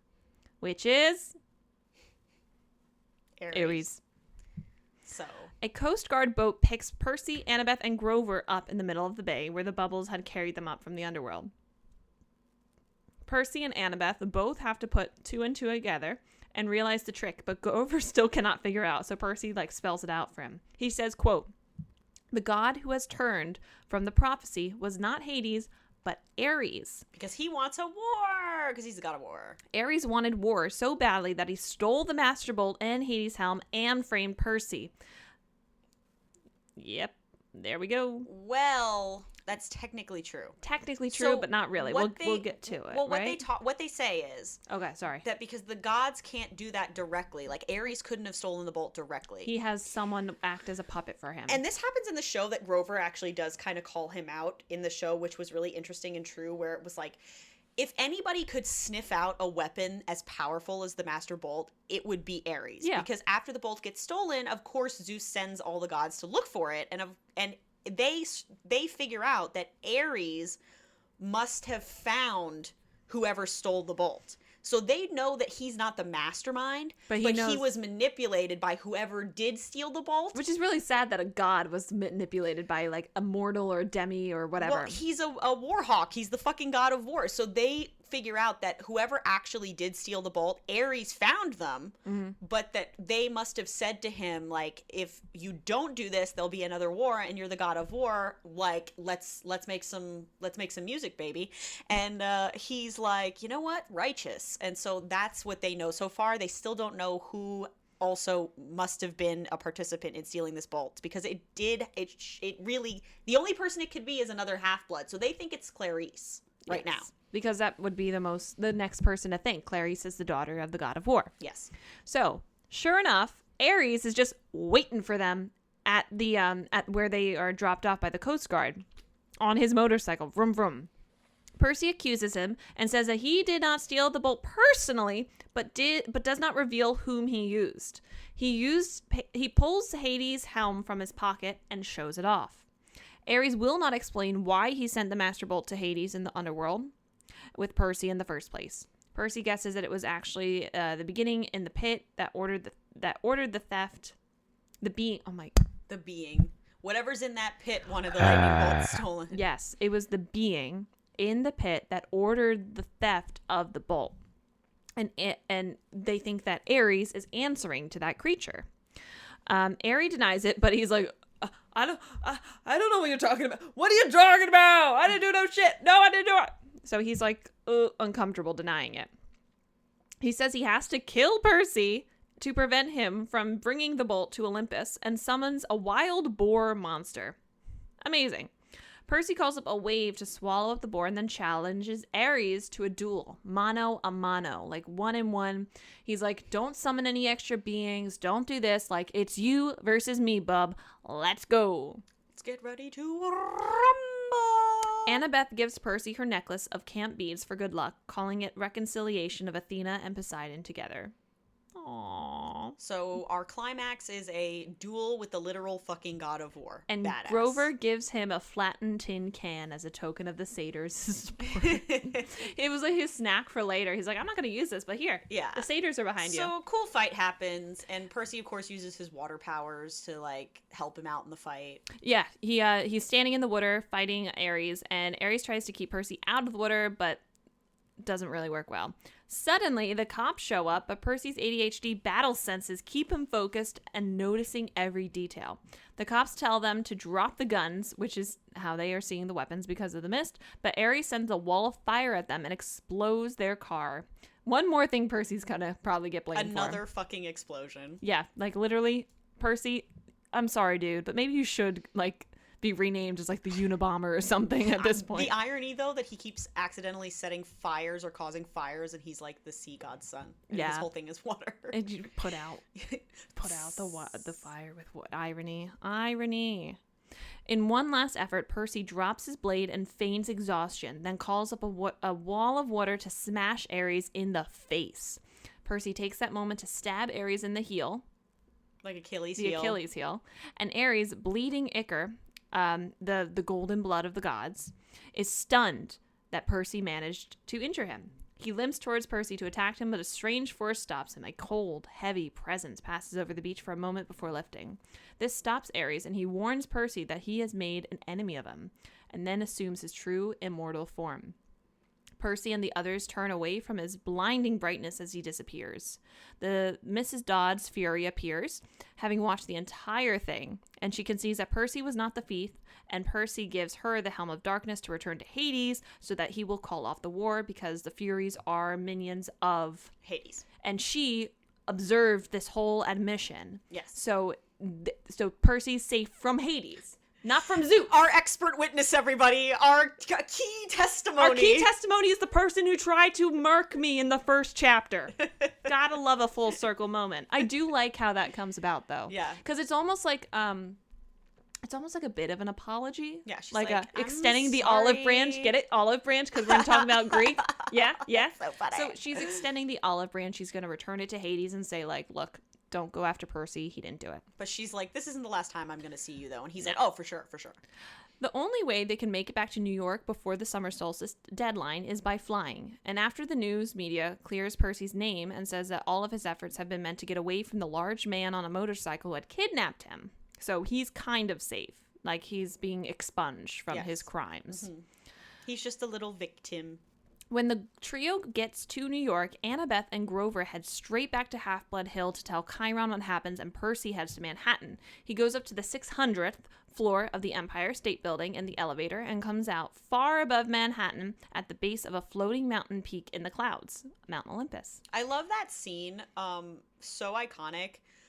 Is when he goes into the Empire State Building and he's like talking to the security guard or like the guy at the desk, and he's like, I need to get to Olympus, and the guy's like pretending like he doesn't know what he's talking about, and he basically like shows him like what's in the backpack, like somebody's showing you like a gun in their pocket, and the guy's like, oh, All sick, right, got you. And he gives him a special key. I'll let you go up there. And I like that the button appears, like you put the key in the elevator and then like the button magically It's like the appears penthouse. for the 600th floor. So cool. And I remember distinctly back in the day when the movie was first coming out, how the teaser for the movie was that scene. And it wasn't in the movie. Like when you What? actually went to go see the movie, the teaser for the movie was Percy getting the key, going up in the elevator and That's a opening up waste. to Olympus. And that doesn't happen in the movie. Fucking waste. Crazy, right? So he enters the throne room after he goes up to Olympus, and he sees each of the 12 Olympians. The gods are all in their human form, with Zeus in the middle wearing a pinstripe suit. Nice. Next to him, Poseidon wearing a Bermuda shorts and a Tommy Bahama shirt. Nice. Percy is in awe of the sight of his father and kneels at his feet. It seems that Poseidon does not know what to think of Percy and does not show outward warmth, but Percy is fine with this because it means he is not trying to fake affection. Which I understand, but I would Be real with me, bro. I would be crushed if if this was the first time me seeing my father after I went on a quest to clear his name and he doesn't even acknowledge me more than just looking me up and down. I would be fucking pissed. I would throw the lightning ball off the side of Mount Olympus and let it fall. Well, I think that he doesn't care so much because he was never really looking for Poseidon's approval anyway. I know, but it's still like a jab in the chest. Like, I did all of this for you and you can't even acknowledge me. I know he does in a minute, but like still. Yeah, I get Percy then addresses Zeus and tells him a story, laying the master bolt at his feet. I can't hear right now. I accidentally disconnected my headphones. There we go. Neither god can believe Ares would do such a thing, but Which is hilarious because it's like, like you he know absolutely who would. he is. Yeah. He's the god of war. yeah, You think the god of war is going to try to prevent a war? war when the last big war that happened was 60 years ago. No. He's kind of like itching for some conflict. Yeah, come on, guys. Bullshit. He Get it explains together. about his dreams and the powerful creature in the pit that felt older than even the gods. Zeus grudgingly thanks Percy for his work and disappears, leaving Percy with his father. Poseidon then actually gives Percy some information, and he tells the story of he tells him it's Kronos, the king of the Titans, and Poseidon, Zeus's father. He proceeds to tell the story about Zeus and Kronos and how Zeus like tricked him, he was saved, then he cut Kronos into 1,000 pieces after his siblings were freed from his tummy wummy because Kronos ate his children because one of them was prophesized to defeat him, so he was like Gotta eat them. Cause, yeah, that's the only option, right? That's the only logical thing Yeah, to I can't do. just like burn them in a pit of fire or something. I gotta like No. ingest them. You gotta eat your kids. Can you imagine how much constipation he probably had for like those hundreds of years? Oof. Just kicking around in there. And he was banished. The pieces of him were banished to the pit of Tartarus. Percy insists that Kronos intends to rise from the pit and come back to power, and Poseidon then tells Percy that he must go, but reveals that his mother has been returned since he returned the helm to Hades. So Hades did hold up his end of the bargain and did acknowledge that Percy did not take... Because the reason that Hades took Sally was to use Sally as leverage to get the helm back. Which he got. He got the helmet. And actually, we need to take a second to thank Hades because wasn't Sally about to pass and die? Yes. And then Hades pulled her and was like, I'm going to use this. So really, Sally would have died if Hades didn't think that Percy took the helm. Yeah. So we got to give like some marginal shred of credit to Hades in that sense. Yeah, I mean, Hades is also the whole series the only guy who held up the big three bargain. Yeah. Like he's No, he did because you'll see with that situation. I mean, you remember that technically he held up his end of the bargain. So as Percy leaves, Poseidon tells him that he will soon have to make an important choice and that he is proud of him. So Percy finally gets that little bit of resolution. He gets that little bit of acknowledgement from his father, which even though he didn't explicitly want, it still must be good for him to hear that after he risked not only his life, but his new friends and his mother to save the fate of the world. Yeah. You know what I did appreciate about the show? There was one scene that you never really get a scene like this in the books was between Sally and Poseidon. No. In the show, there's like a good scene of them interacting. The way they do it, I thought was really, really great. And I really appreciated it because the whole book, you're like, he literally broke a 60-year vow For a woman. for this woman, and I want to understand like Why? Like, do you know what I mean? Like Like, what was their connection? Well- What was their relationship? What drew them in? Like, right, like I wanted at least something. some modicum of a relationship or a story. So I'm excited to watch That's my that. one thing. That was a good scene. Percy goes home to his apartment where his mother has reappeared. Gabe is worse than ever and picks a fight with Percy, and his mother still attempts to defend Gabe and insists he is not all bad. Bullshit. On his bed, Percy's a little package that he tried to send to Olympus. It was returned to sender, and it is the head of Medusa. So he gives his mother an out, essentially. He's like, I'm gonna just put Leave this this here. here. You do with it what you will. He tells her what it is. And he's like, Mom, Sally, for reference, is a struggling and borderline failing artist in New York City who is forced to work at a candy store because her art can't keep her sustained. So he leaves this for his mom in case Gabe tries to threaten her again. Because remember, in the book, he kind of comes to the realization that not only was Gabe emotionally and verbally abusive, but he more than likely was physically abusive. So he gives her an out. Percy then packs up and heads back to Half-Blood Hill. When he arrives, everyone is so excited. Percy! Yeah! You saved the world! Motherfucker!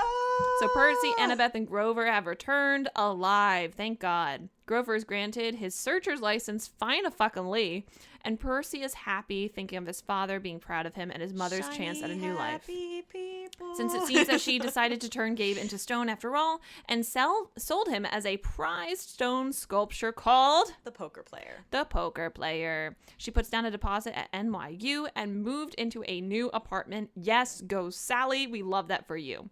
She says in a letter that if Percy wants to come home for 7th grade, there is a school for him in the city, but Percy really has to grapple with it because he doesn't know. I do like that the synopsis does not mention this, but there is a conversation between Percy and Annabeth. Do you want to fill us in on that? I don't remember. What is it? Well, Percy and Annabeth talk about what their plans are for the next year. Right. And Annabeth tells him, because something that's on her necklace besides the beads is she always has this ring. She has a class ring, and she reveals to him at some point in the book that the class ring belongs to her father, and that so it shows that even though she has a poor relationship with him, it's a bit tumultuous. She still has this level of affection for him. Like, she still it's wants still her him. dad, and she Yeah. still wants to be around him. And so she actually tells Percy that she's made the decision for the first time in like years to actually go home for the school year. And didn't this adventure kind of propel her towards that? Yes. In some way? Yeah. So he was like, let me see what Annabeth's going to do. Annabeth says that she's going to return home for the first time in 5 years. And I think that's when Percy comes to the realization that he'll also go home.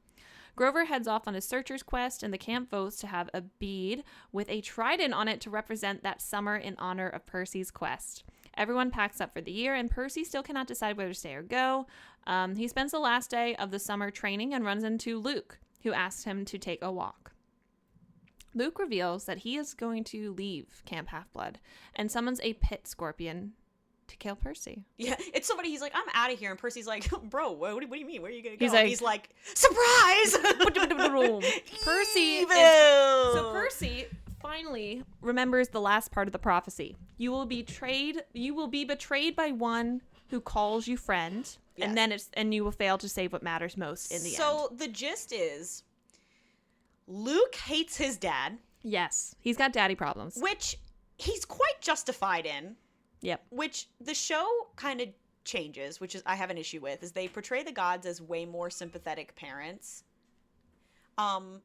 Which I think actually is a good time to take a break because there's things I want to get into for the end of the book. Okay. So let's take a little break. potty break. Bye.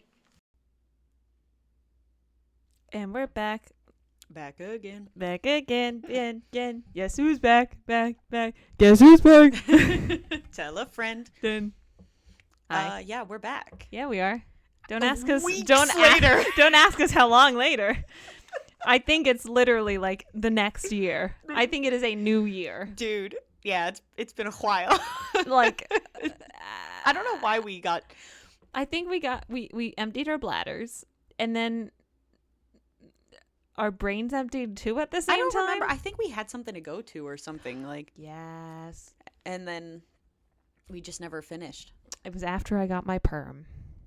Oh yeah. It was the same night I think that we recorded the other thing with Noah, and we were just exhausted. Yeah.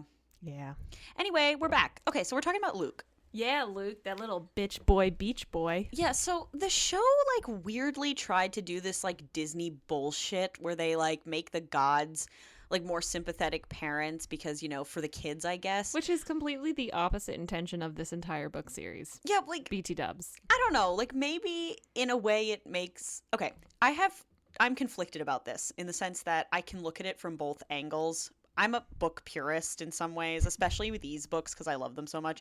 But on the one hand, I love the attitude of the books by making the gods these shit parents because it's, first of all, more accurate to Greek mythology. Yeah. And these are supposed to be the literal gods from Greek mythology. Like- and it's like if they were good parents, that doesn't really explain all the shit they did 2,000 years ago. Do you know what I mean? Yeah. Like it doesn't add up.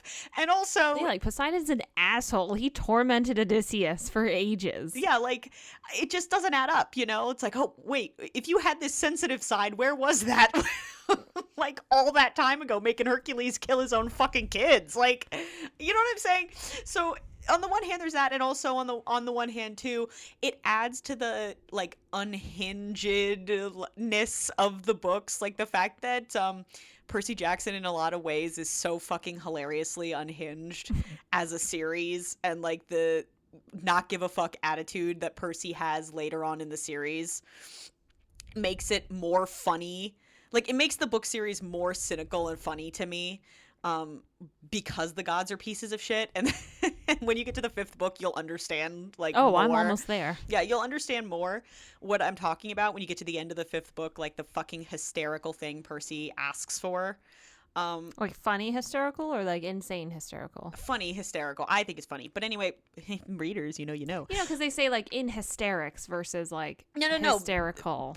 The gods, without spoiling Don't anything, spoil it. Without spoiling anything, Percy makes a demand at some point in the 5th book for something, and what he asks for is fucking hilarious. What is it, to like resuscitate someone? No, it's really funny.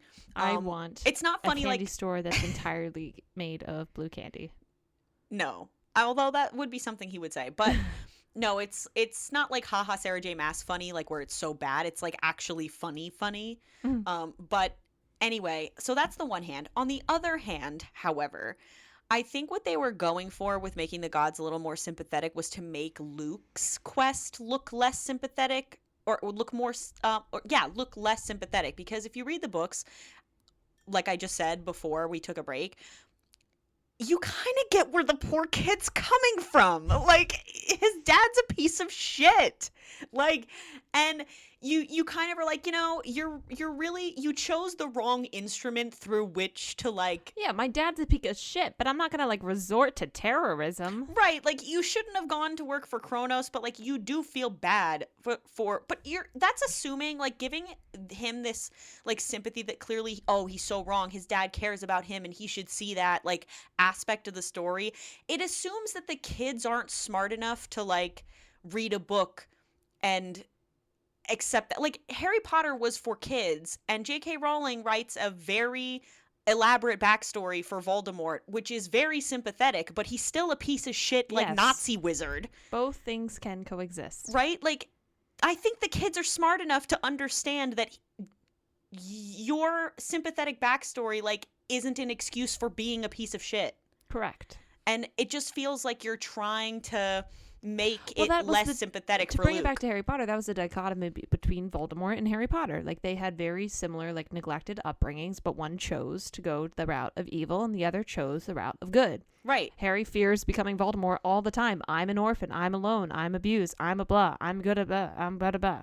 Yeah, and that's the similar dichotomy in these books between Luke and Percy, that there's actually a lot of times in the series after Luke gets revealed as the villain, or like the conduit to the main villain, you know, but Luke and Percy are like two sides of the same coin in a lot of ways. And Percy really looked up to Luke because he felt like a kinship to Luke. And there are times where Percy thinks, like, my dad kind of fucking sucks, you know, and part of his motivation for being a hero isn't always about his father. It's like, you know, he's just doing the right thing and being a hero.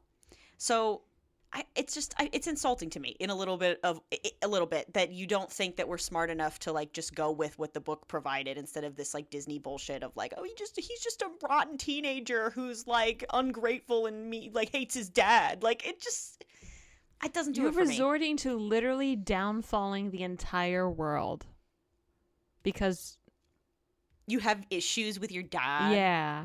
Like, in the book, it just felt like more real. Yeah. You know what I'm saying? Like, he felt a lot more justified with him being that angry. Yeah. So I like, not to play devil's advocate, but again, I can see where like he generates all that resentment towards the gods, but again, it's misplaced. So you're going to have the entire downfall of not only like the gods, but the world and all the humans at large because you don't agree with your father. yeah, well, the thing is, Dominic Noble, who's on YouTube, who is very popular, he does, Lost in Adaptation and stuff. And a point he made about the Percy Jackson movie was that he hated the fact that they made the main villain of the last book end up being Luke, where it's like, oh, it's a kid with daddy issues. And it's so easy if you poorly adapt the book to make Luke a shitty little teenager who's got daddy issues, and that's not compelling. But Luke in the books He's a is, pawn. Yeah. He's but literally a pawn. he is a pawn. Even in the books, he's a pawn. But in the books, it's actually way more tragic because he doesn't realize he's a pawn. Yes. And you know what I mean? Like, and you get his resentment so much more in the book. I don't know, but Rick Riordan goes about it where you don't feel like he's just being a little shit. Like, you really understand why he's doing this. Even if you don't agree. Yeah, I would say it was very, I wouldn't say it was very conflicting because I did know ultimately what happened. But when I read it, I do remember thinking like, Luke, dude, I see what you mean, but just like come to the light side. Like you're so close. Like you have these friends now who like want to help and want to be like better and want to like Yeah. just do it. Yeah, but Nike. But you've reduced what was compelling about a antagonist to just a rotten kid who hates his dad. You know He what I really mean? does sound like he would be like, "Hey, pussy, you know what I did? I actually planted everything. I don't know why I turned into Trump. Oh God. I planted everything." But anyway, so the end of the book is. Do you remember, Ronnie? I do remember, but I just can't remember if we already said it in this podcast. We didn't. So after Luke tries to kill Percy with the scorpion. Yes, Long story short, Percy kills the scorpion. with his blade. Yes, with Riptide. And why did it work on the animal, even though it's not supposed to work on mortal things? Because it's a magic animal. It was a magic Yeah, animal. it was like a magic scorpion. I It don't was know. a manimal. It was a manimal. So after that, Percy's pretty like not cool. He's a little fucked up after that. But the book actually ends really nice. So it ends with like the bead. Was it the bead? Yes. Well, there's the bead. So he's talking to Annabeth on the hill and Grover. And under Thalia's tree? Under Thalia's tree? What do Grover and Annabeth say they're gonna do for the rest of the year until they come back to camp? Kick puppies? No, God. The setup for the second book is that Grover gets his searcher's Grover's license. gonna go search for Pan. Yes, Grover. And Annabeth is gonna go back to Virginia Yes. with to actually be with her dad and her stepmom and her two step siblings, right? Yes. So Grover is going to search for Pan. He got a searcher's license. And Woohoo! Annabeth's doing her thing with her family. It's a learner's permit. Yeah. Percy gets to go home with his mom. The bead. What's happened with the bead? So, in honor of Percy's successful quest, the camp bead for that year, because we mentioned every year that you're at camp, you get a bead to kind of remember the highlight of the year. His is a trident bead that gets added, right? Mm-hmm. It's a blue bead with a trident for the son of Poseidon. Yeah, so at least they did that. So it's interesting. I think some final thoughts because we've gotten to the end. And that's Percy Jackson and the Lightning Thief. Yay! So it's one of my favorite books of all time. What'd you think, Ronnie? I thought it was a really charming book. I'm not gonna say it like rode home as like a novel bit of literature that I'm like, oh my god, that was beautifully. But it had a really compelling cast. It had a really compelling story. It had really compelling progression of the story, and it felt really lived in. Mm-hmm. I can definitely say for sure that Rick Riordan thought through every avenue of this, and it was a labor of love. For sure. And knowing the backstory of him writing it for his kid. It definitely comes across that way. Yeah, it's a great book series. And I will say though, it doesn't exactly hold a comparison to my Harry Potters, but that's also because I grew up with Harry Potter. You have a nostalgia bias, I have a nostalgia Ronnie. bias, but if I read this when I was younger, I could easily see myself becoming obsessed with it. Yeah, that was Percy Jackson was my Harry Potter. Yeah. Like, that was the series that I was obsessed with when I was a kid. So even like like when you did like Halloween, you dressed up as Annabeth. I was in the mirror teasing my hair so I looked like Hermione. Yeah, look, it's weird to go back and read children's books as an adult because it's like you don't have the nostalgia bias that we all had. But as a kid, let me tell you, that book was like fucking life-changing. Like, it was so perfect, like, for a snarky, cynical little kid like me. Yes. I loved Percy. Like, I was like Bro is I get it. You know, like I just really liked He Rick is Riordan's such a little attitude. sassy man, and I Yeah. absolutely loved learning about Percy. Mhm. I loved his interaction with the characters. I love how Rick kind of planted seeds for future books and future conflict. And like I said, everything feels really meticulously thought out. It's not like what we get nowadays where like someone publishes a book and then they spin off another like book and another book and another book. Like, no, it feels like there is an arc that he has established and he's going to resolve it within the 5 books. It doesn't feel like Yeah.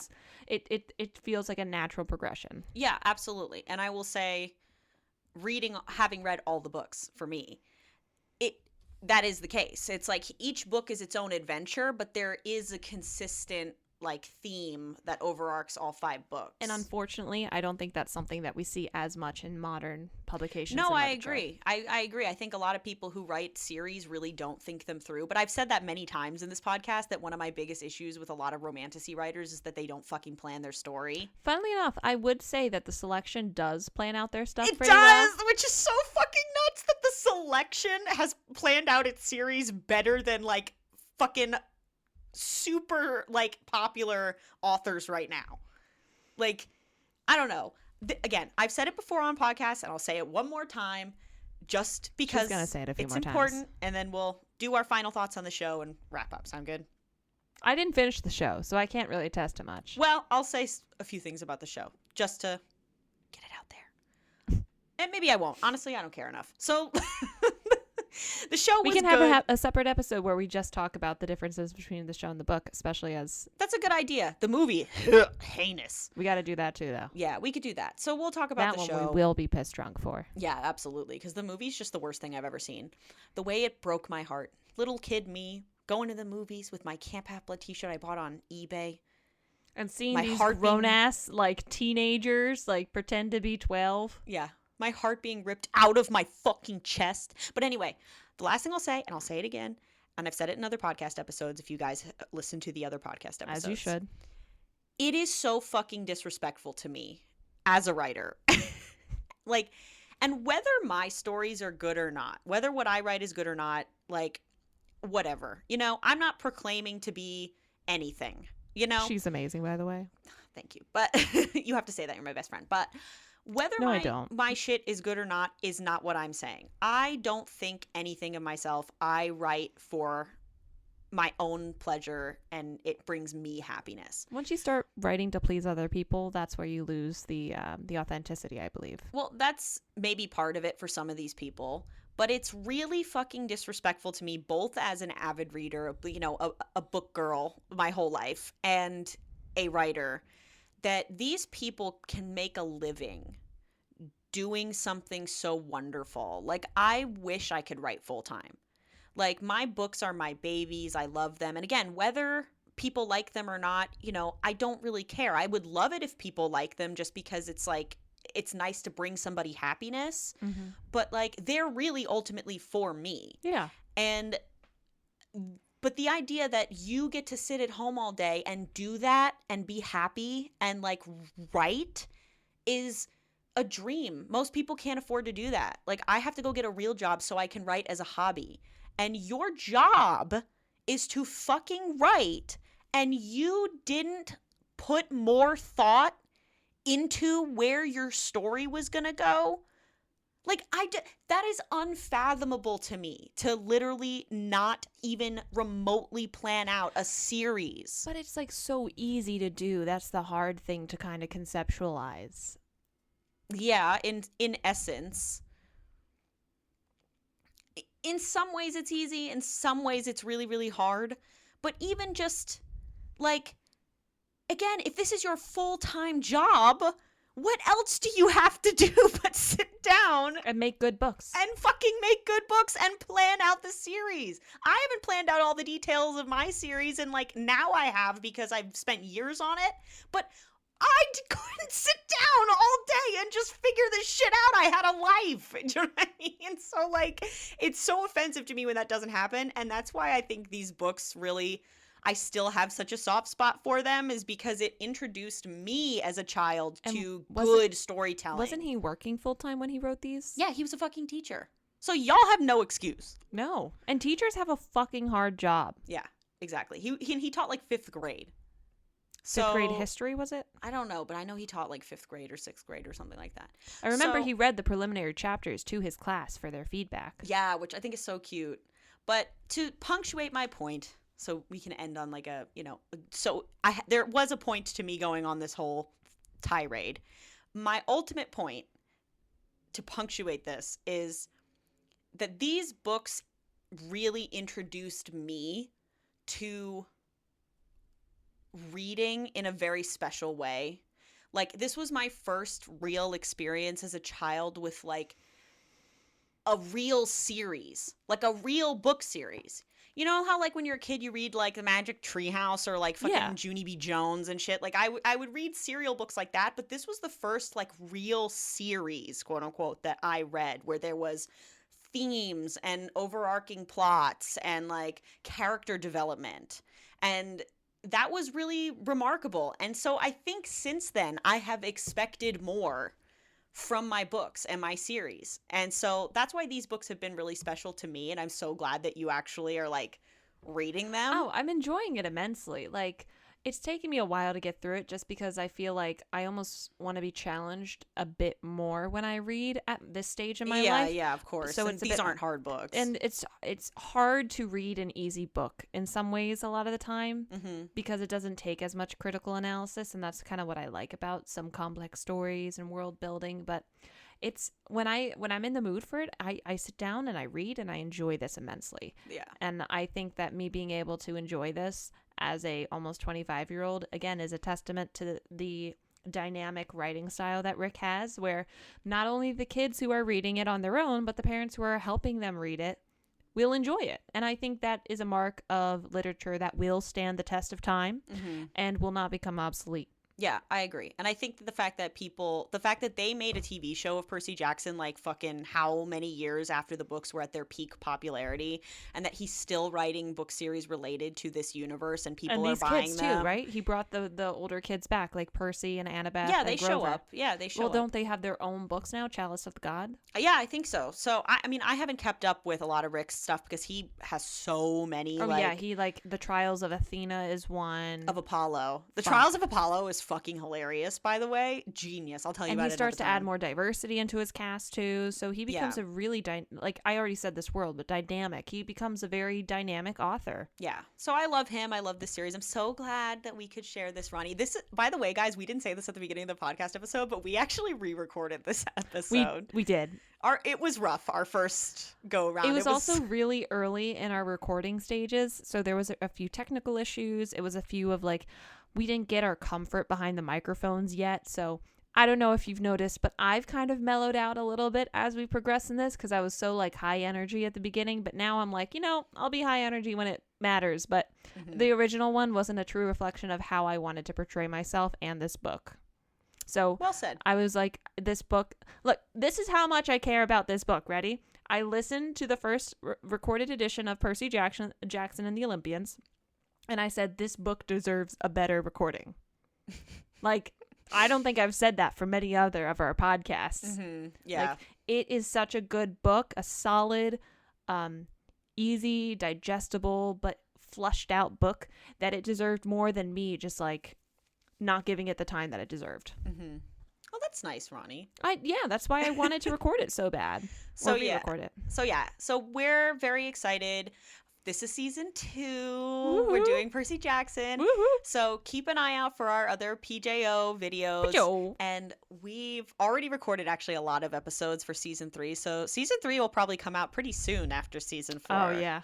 And I think we've already spoiled in other videos what certainly. they're going to be. But enjoy them, but guys. We're like really good authors where we plan where we're going. So we already have like up until season 5 mapped out for like what we're doing. Well, I think it's important that we did season 2 because I don't want our viewers to think we're just here to shit on stuff. Like, it's fun to actually talk about a book we both enjoy. No, it's funny because I'm here to make you read stuff that I know you won't like, and you're here to make me read stuff that you know I will like. See, that's our friendship in a nutshell. Read into it what you will. I'm sure somebody's going to be like, that sounds toxic as fuck, but okay. Somebody's gonna have like a psychological field day with My that. jaw dropped. No. I would like to amend that. I wanted to provide you entertainment. You did. Except for SJM, that wasn't entertaining at all. It was just anger-inducing. But You also were told by other people too to read that. I know one. that wasn't entirely your fault, but I read From Blood and Ash and I said, Rory, I have a shit show for you. I'm so happy. Never was I so happy to be introduced to something so fucking stupid. But that's what I mean. It's not toxic. This is not a toxic relationship. You can't even say that because you enjoyed it and I told you what you were in for. Yes, but I think that we're in I'm for not a lot more toxic. fun books. I love her. You know what I think I'm going to make you read Tell for me. season 4? Black Jewel? Black Jewel, but also the Fallen series. The Angel one? Yeah, the one that's literally a Twilight ripoff. The one from like the 2010s? Yeah. The one that Carrie Can Read talks about? Yeah. Yeah, I'm going to read We it. should read those because, I mean, I've read them, but you should read them. It's actually insane how it's Twilight with angels. So exciting. Because we don't want to talk about Twilight because I feel like it's just been overdone. What, in like, instead of like, if I step in the sun, I glisten? Is it like, if I step into the sun, like, I don't know. Like, I need a nothing bird happens. bath or something. I need a bird bath. Yes.